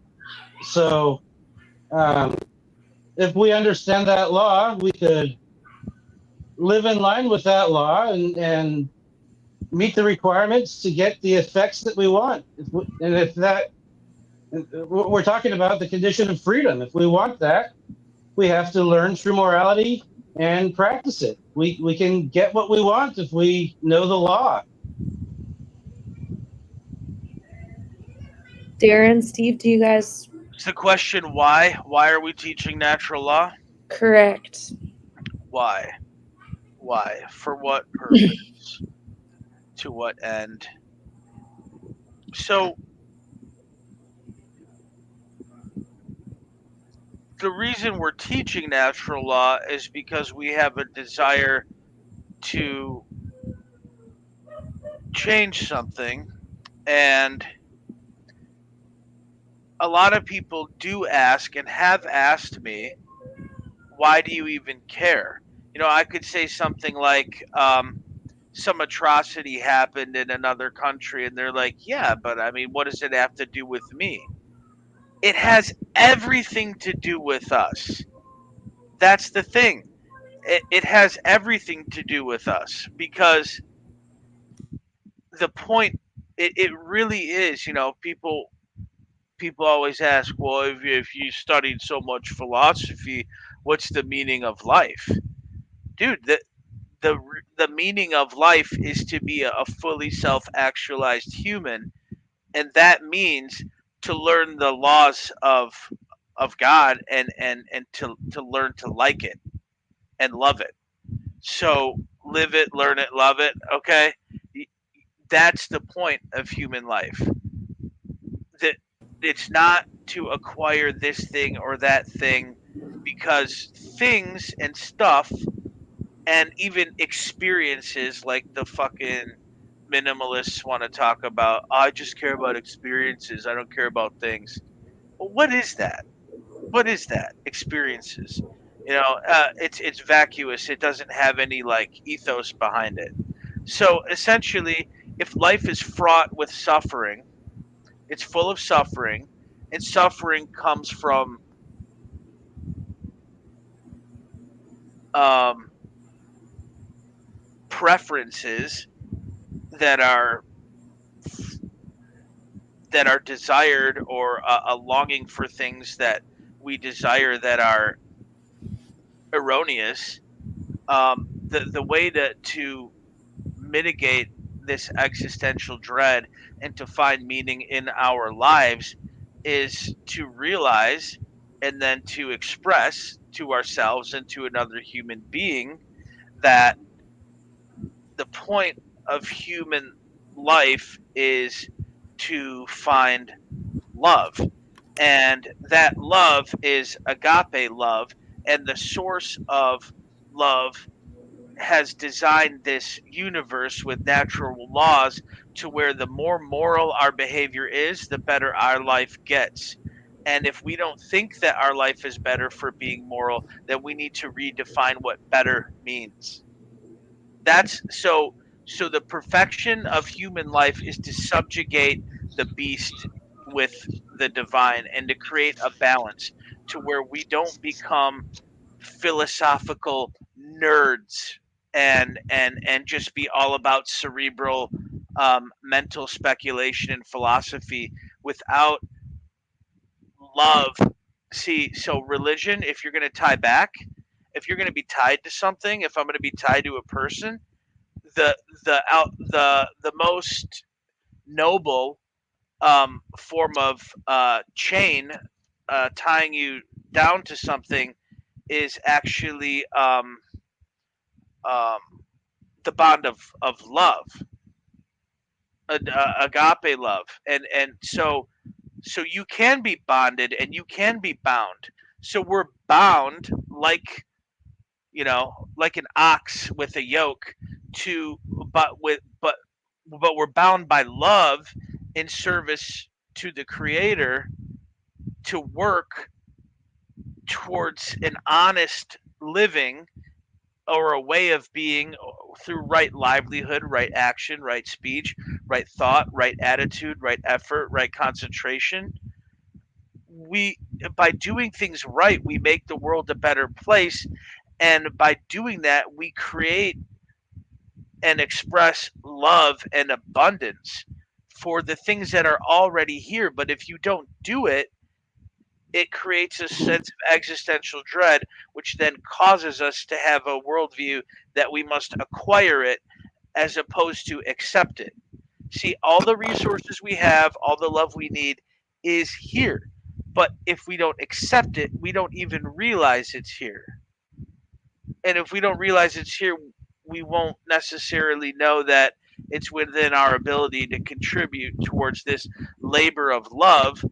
Because the more you learn about something, if I'm talking to somebody and I like them, I talk to them long enough, I learn to love them. So by exploring natural law, it builds an appreciation for the natural beauty that it's already there, and it magnifies, which it means it makes great, our understanding of the previous moral lessons that we know. Right is right, wrong is wrong. If you don't accept there's a difference between right and wrong, you won't necessarily learn to appreciate the sciences and the arts of exploring the forces of nature and the expression of knowledge, like the trivium and quadrivium. That's where the dark occultists are wrong, and that's why we're teaching natural law to put a purpose. So the reason for natural law is to teach people that there's a purpose behind our lives, that our lives are not meaningless, and when people realize that their lives have meaning, they are free of the latent solipsism and nihilism of existential dread, and will not feel the need to acquire things and do things in a way that violates natural law, because it's a vicious circle, and they're increasing their suffering by trying to get out of suffering. But if we can realize that the cause, the remedy for suffering is by not causing ourselves and each other suffering, it automatically comes down. And then we can start to rebuild and heal. And that's why we're here. We're here. But The point of life is to be alive, and without truth, it's just a bunch of nihilistic death and destruction. We believe we come from nothing and we go to nothing. And then what does that mean? Everything in between is nothing. But nothing doesn't exist. That's an erroneous notion. It's a lie. I want that's to a very good answer. yeah, everyone's answers are great. Steve, Can I add something to his answer? Before Sure. someone else goes? Like, yeah, to understand like all of the natural laws, like you could it leads to truly understanding the nature of the universe, and understanding that the universe is a living thing, and it's a thing that we're all a part of. Each one of us is a unique reflection of the universe. It's also a reflection of us. You know, when you truly can visualize what the universe is, you recognize the whole universe is a part of yourself, and part of loving yourself is to love the whole universe. And the Thelema, Crowley's tradition, use the Greek word for love, but that agape love, it's supposed to be like a three-way love triangle, to have any true love between one person and another person, and that's with God, or the creator, or the living universe. Like if you truly understand the oneness with all, that the whole universe is a part of you, and you love someone else, that's necessary to have true love for another individual, because you also realize they're a part of this universe, they're another part of you. And yeah, that like each one of us is a unique point of view, but we're all part of the same universe. The universe is part of us, and like my individual point of view and other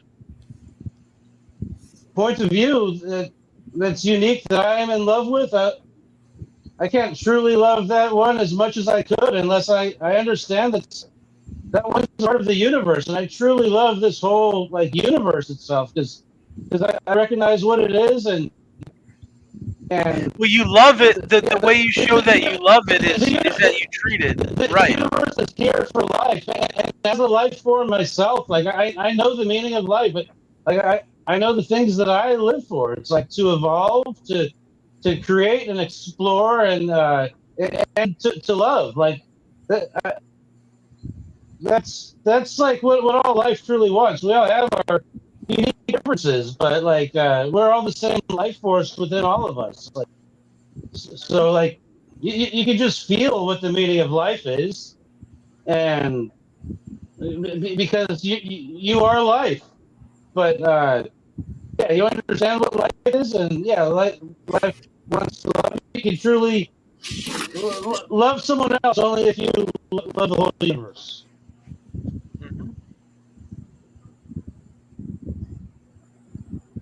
What was that last part? Uh, to truly love someone else, you need to love the whole universe. To love someone else thoroughly as much as you possibly could. Recognize they're another precious part of this universe that you love. Word on. Yeah, I feel like the reason to teach natural law because it's like the missing subject. It's like it really is a hidden subject. Occulted. Once you, yeah, it's deliberately kept from us. This subject that it pretty much it's like psychology. It's a level of psychology, but it really focuses on like behavior and the way we behave with one another. And I feel like in the past, um, we've always known what it's like. Always had like a deep um, relationship with natural law in the past, but the whole name of the game for the control system is to ruin that relationship uh, with even the way we behave with one another, the way we interact.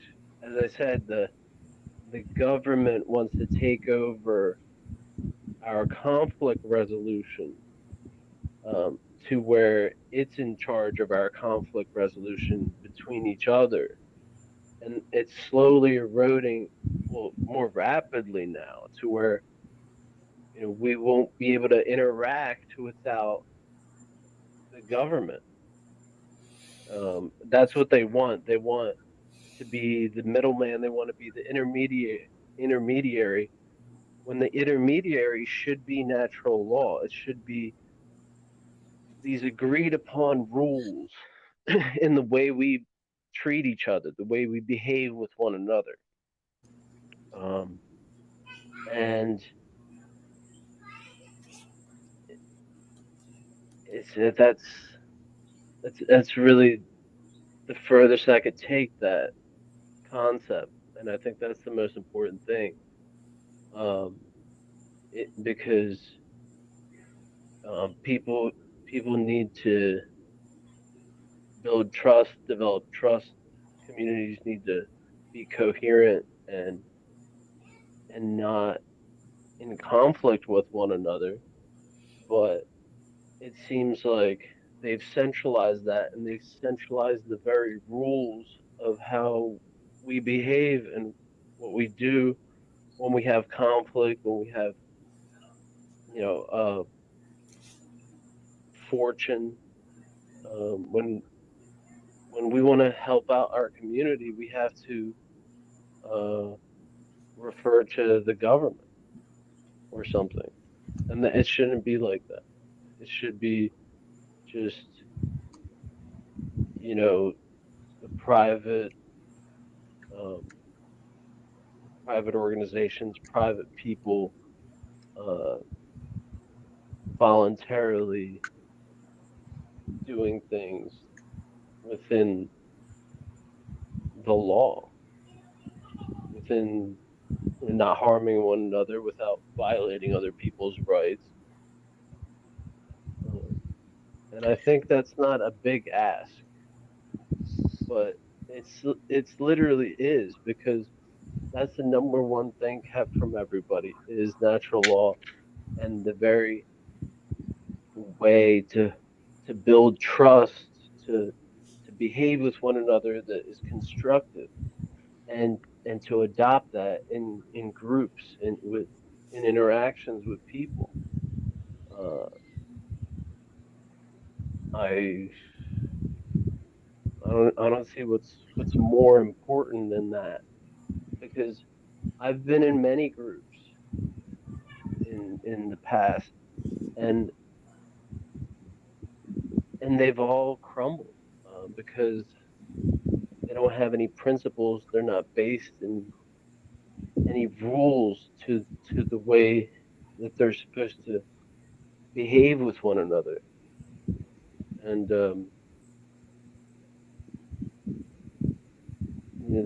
this information has brought together not like so much a group, but just like people that are able to just work together real well because they have um, they adhere to principles. Most of them adhere to solid principles.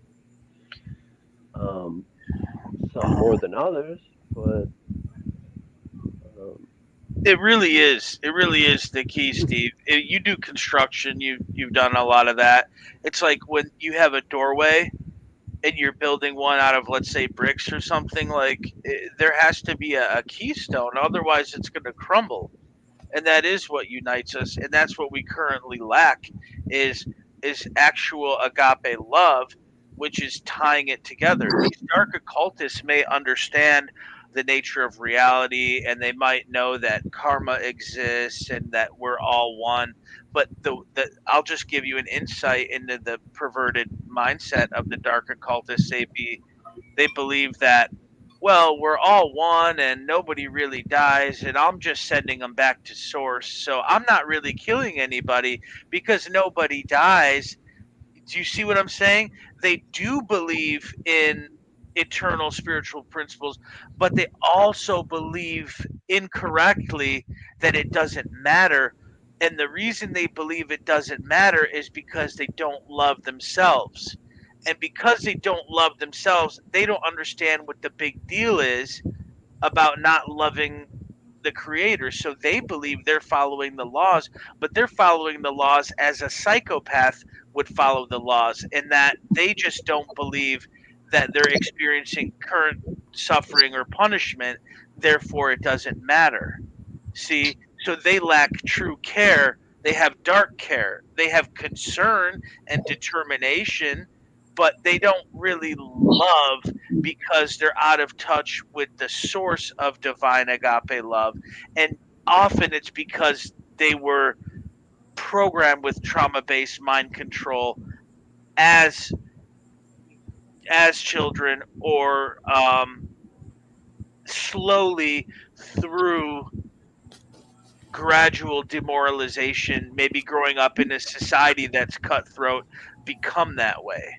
I think that might be one of those exceptions from the list. Like I'm going to be reviewing myself as we're all teaching this, but I think those 14 methods might be the 14 methods of subtle mind control that are applied to all the masses at once, like the direct mind control, like the trauma-based, like MK Ultra stuff, or even like physical things like the microchips or nanotechnology or something. Like that might be a whole nother topic.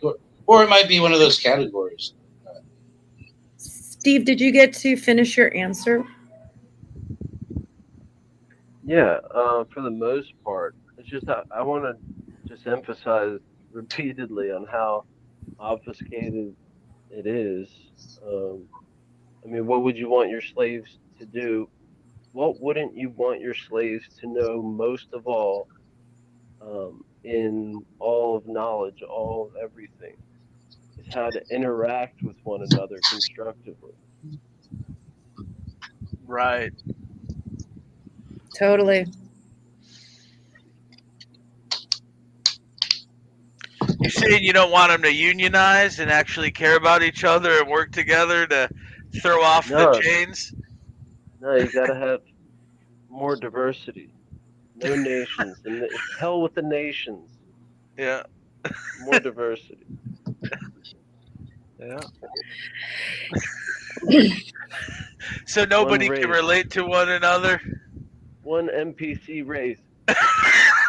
Yeah, just a bunch of Plato people who are like, we are all the same, therefore nothing is special. Oh, God. That's what they want. Right. THX what 11:39.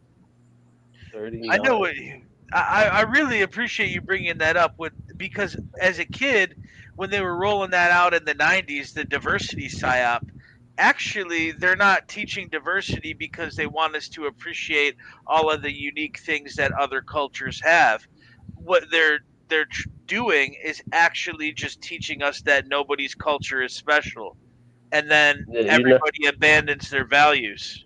Wow. you're not a unique little snowflake. You're a monkey flying into space like everybody.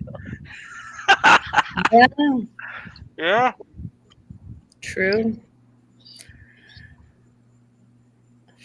Yeah, it's programming. It is. I mean, it's what they've done with where the place where I'm from. This is the former Soviet Union. What place The again? the Union. We've already unionized it for you. Forget about it. Which part of the former Soviet Union are you from?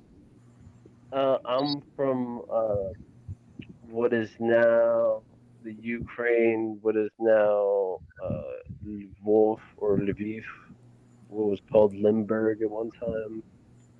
My great grandparents came from Ukraine also. Oh, cool. Well, it's good that they came so early, because the earlier on you come from there, the better.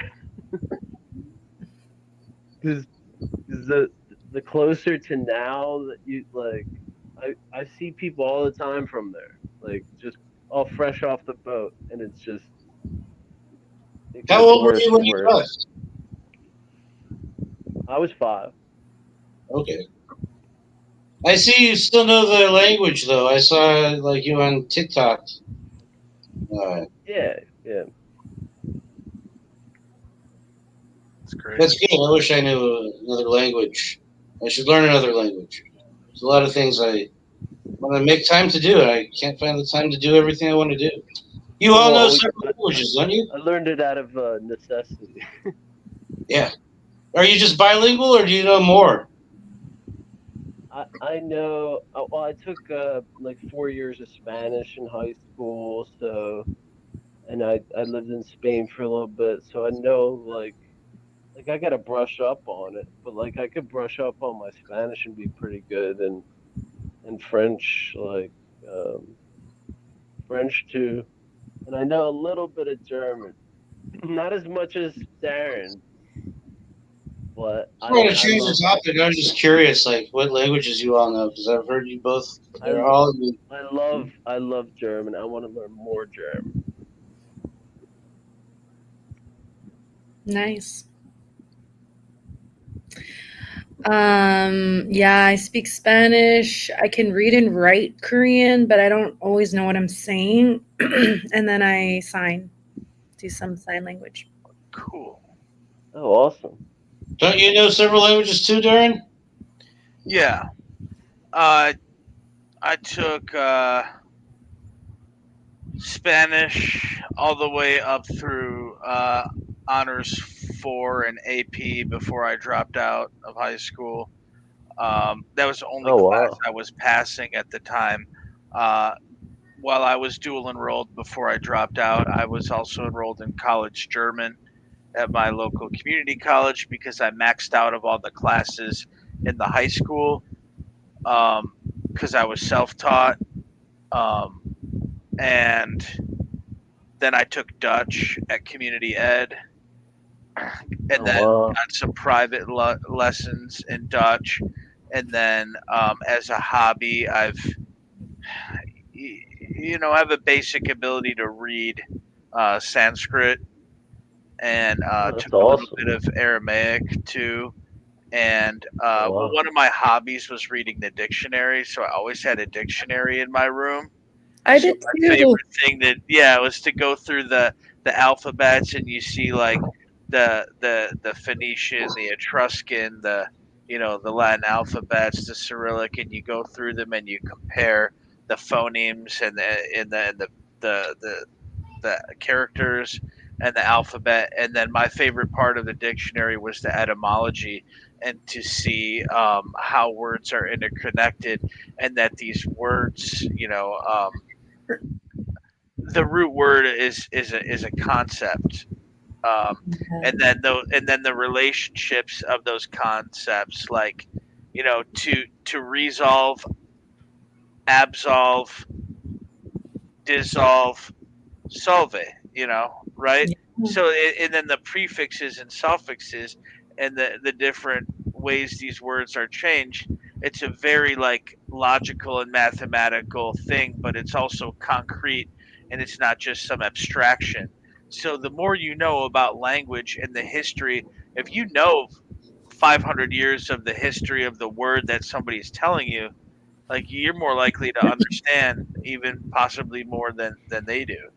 I was just curious, but it's really not off topic because there's spells written into the words. Like Right. each letter of a word is a magic symbol, and together all these symbols become a sigil. Each word is a sigil, and they affect your subconscious. They have like all kinds of meanings other than the obvious meaning on the surface. Yeah. I recommend everybody get an etymological dictionary and a thesaurus. Any word you see and you're curious about, try to do it once a day. Look up one word. I like Wiktionary because then you can explore the other sources that are cited, and go from there. Yeah, I'd like to follow my or brush up on my Slavic alphabet. Uh, I I could also kind of have get by in Spanish, but it's like a real crude communication. I wouldn't say I know Spanish, but yeah, and same with Hebrew. Both of those languages, I know like a basic understanding, like enough where I could like understand if you talk slow, and I could like use bad grammar, but still like get my point across. yeah, like the old Slavic has 49 letters, but each Do they speak letter that still in Ukraine? That's uh no, that's different. Um, there's 49 letters, but it I think Ukrainian and like Belarusian and other Slavic like Bulgarian and the is Czech Slavic and still the Polish, spoken? like all the Slavic languages together would form the old Slavic language that was like shattered by great So that strife. old Slavic's like a dead language now, right? Yeah, well, I wouldn't call it that. There's people that still study it and still use it. Um, so But like it's there's like is there a place you could go and just expect everyone to speak it? Like if that's all you know, you could get by speaking that. not likely. So like there's like 49 letters, and there would be like each letter is a word in and of itself. So um, when you recite it, it sounds like you're speaking like a tome, or like you're speaking like something like into existence. And when you look at those words and those letters um, that are those words, you can relate that to other languages too. And like there's a lot of there's a lot of like would appear to be like Latin type things in there, and like Greek, and it's a good way to relate to see how things, because like I know Russian like phonetically, I'm fluent phonetically, but to write and to read, I I have difficulty. But it's just very interesting to see how like the very roots of the Slavic um, languages are also entwined in other languages too.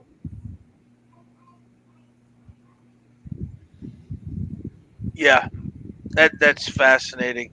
I know how you and I were talking about languages and how they evolve, and you were telling me how that certain consonant sounds or words get slightly altered, even if they're very similar to the ancient root, but that obscures the original ancient meaning of these words, and therefore like kind of the vibrational effect on a subtle level.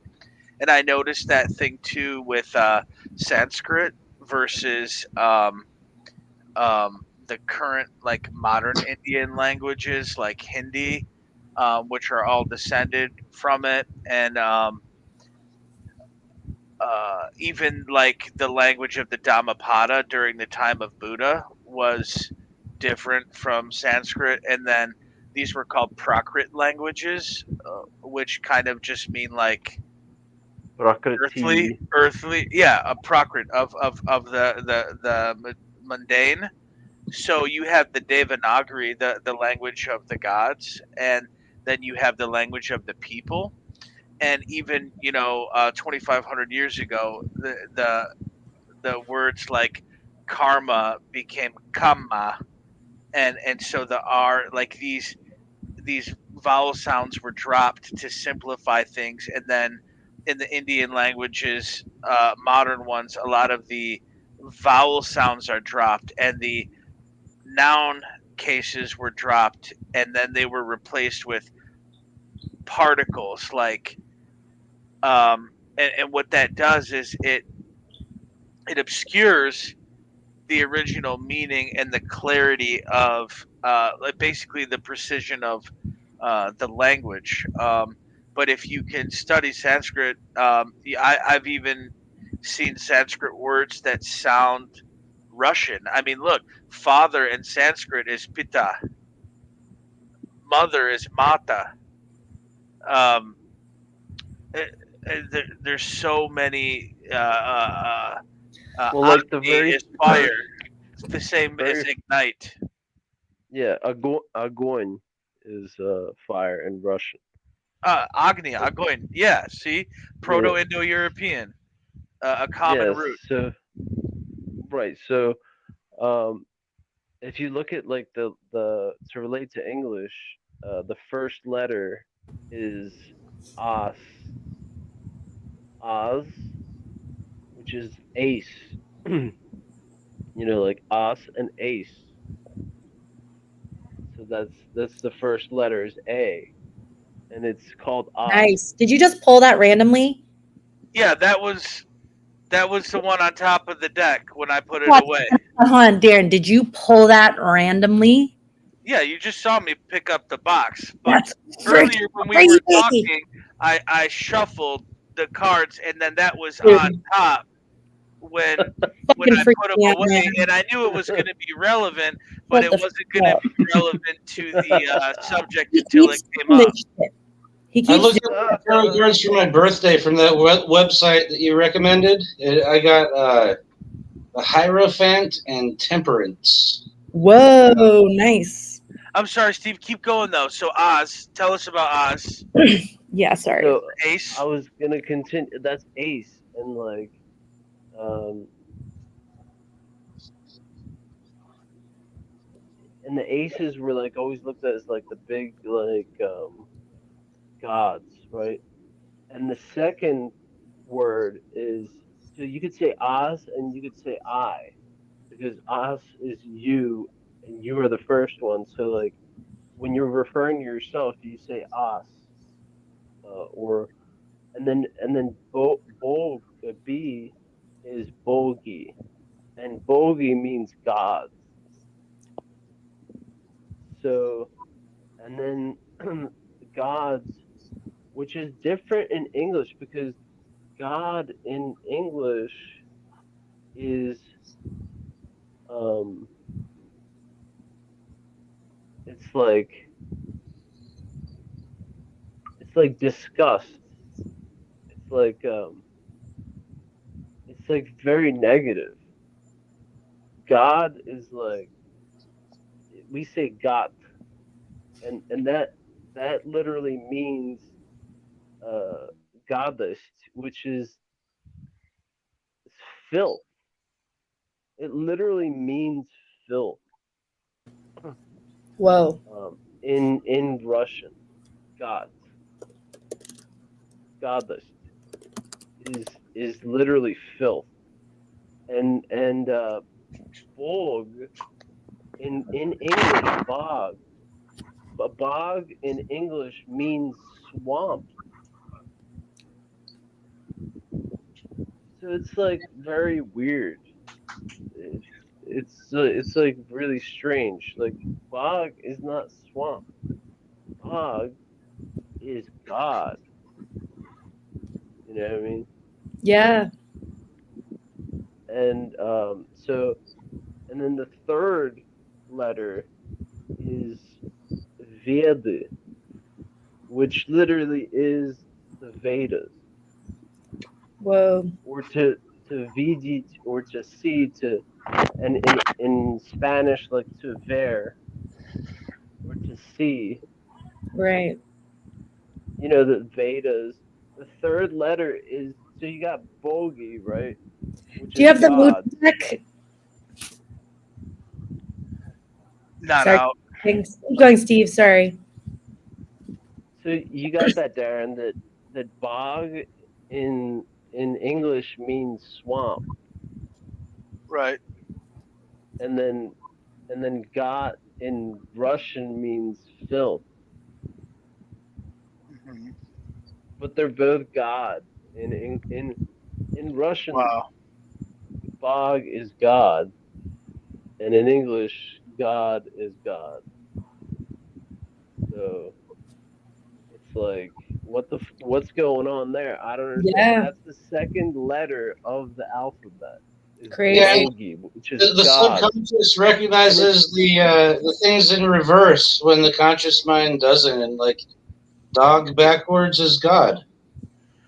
Go ahead, Steve. What's the next one? Well, the next one is Veda, which is Ah, literally the Vedas, and to see, and you obviously know Vedas, and you know what the root of ver, to What did the see. A mean? The ace or something?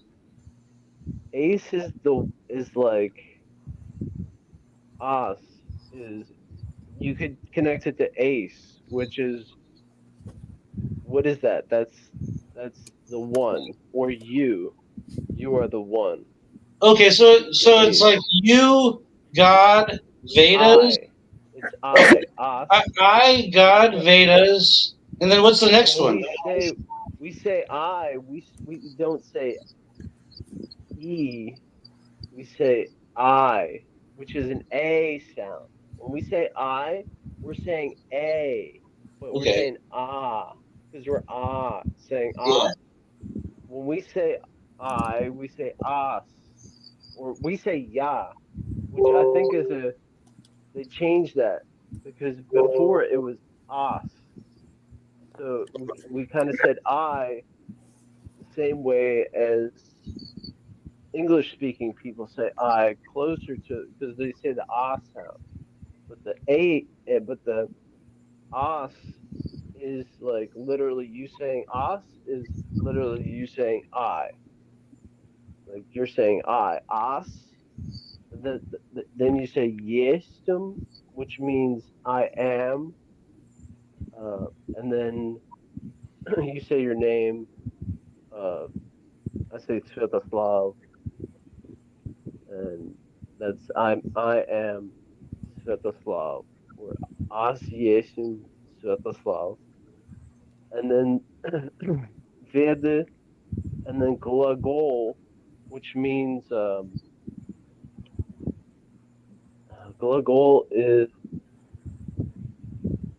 to speak. It's like a form of speech. It's like verb kind Wow. of, and that's As Bogi Vede. Glagol is G. So A B V G. So that's a G is our fourth letter, and that's glagol. Glagol means to speak. um, and it also means like verb, to do also.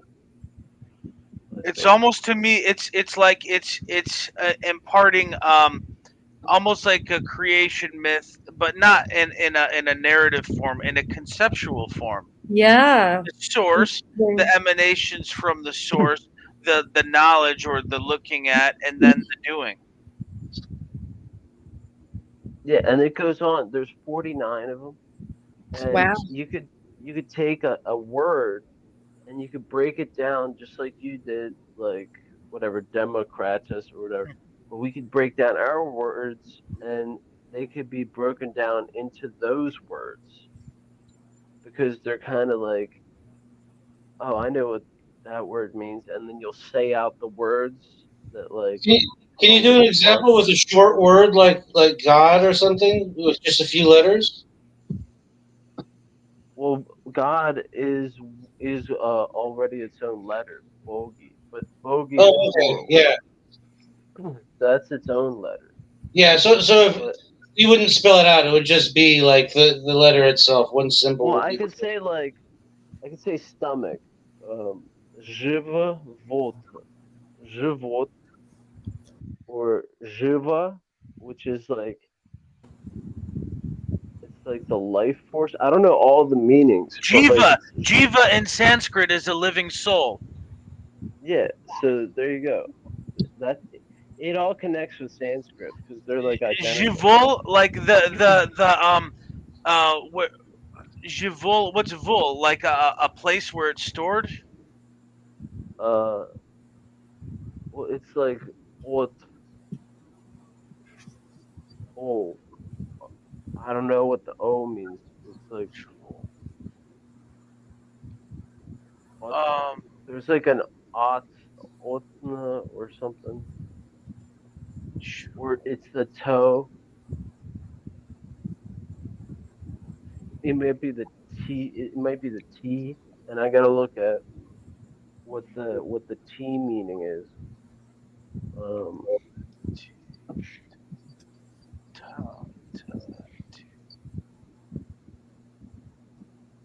Because that's where like food comes from. So something which sustains life. Yeah, that makes sense. I'd be interested to see what, that etymology is. Right? Or figure it out, right?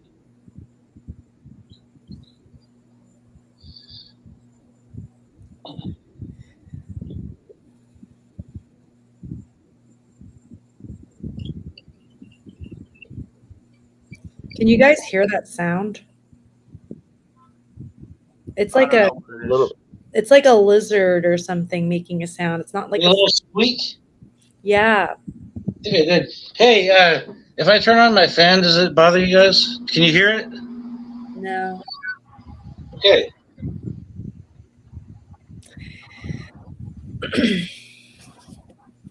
Were you looking it up, Steve? Yeah, sorry to put you on the spot. Yeah. I was I thought maybe you know some simple example off the top of your head. It's never simple. Yeah, That's why it's there's a that's lot okay. There's of the two of us. We could talk about anything while he's looking it up, and then you could answer. Well, I mean, so much like symbolism is, like we talked about. Like language is a symbol, and I know, for example, there's a lot of relationship in like Hebrew between like numbers and letters and stuff. And like just being mindful of like how we use words and knowing where words come from. And like I try not to say certain words because I feel like I'm casting a negative spell. So like I like to say, and Dustin helped inspire this from our class, like we should say covades instead of the other word, because the other word's like, we don't want to say that word, right. I gotta get ready to go to work, guys. I I actually have to go to the bathroom. I'm so glad you said something. Okay. Okay. Nice So talking to you. hear Steve's last thought before we sign off. You were looking something up? Yeah.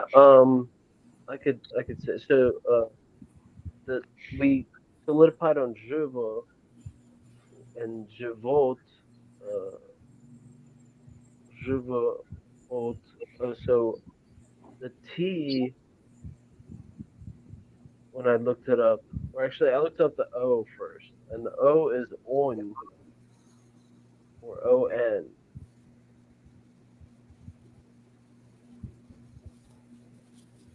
and that's a form. So it's like like living soul in a form, and that Whoa, would be stomach, and that would be stomach.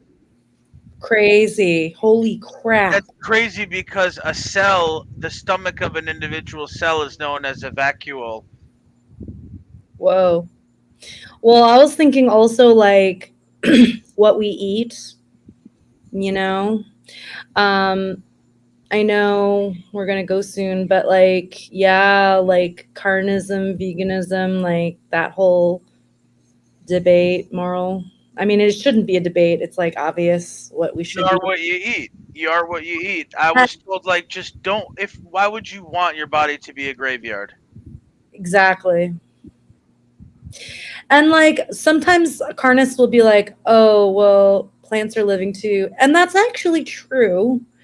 And I feel like to Well, counter you'd be killing less of them because think about how many plants you need to raise just one piece of meat. exactly. Yeah, I wrote a big explanation about like my point of view about like the consciousness of plants and the in another chat group we made. I don't think you joined the Thunderdome chat group, but it's kind of a long explanation. I could like read that or Well, I or do just gotta get going to work though. yeah, next time. And I want to All make right, a man. correction about something I said about See the you, Darren.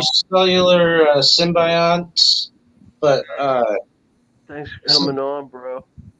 Bye. Thank you, All everyone. right. Thank you, yeah, we'll continue everybody. the conversation next time. Nice talking to all of you, Thank and you, viewers. viewers, remember, respect and protect rights. Yes, indeed. Get rid of the ignorance. Stop being a zombie.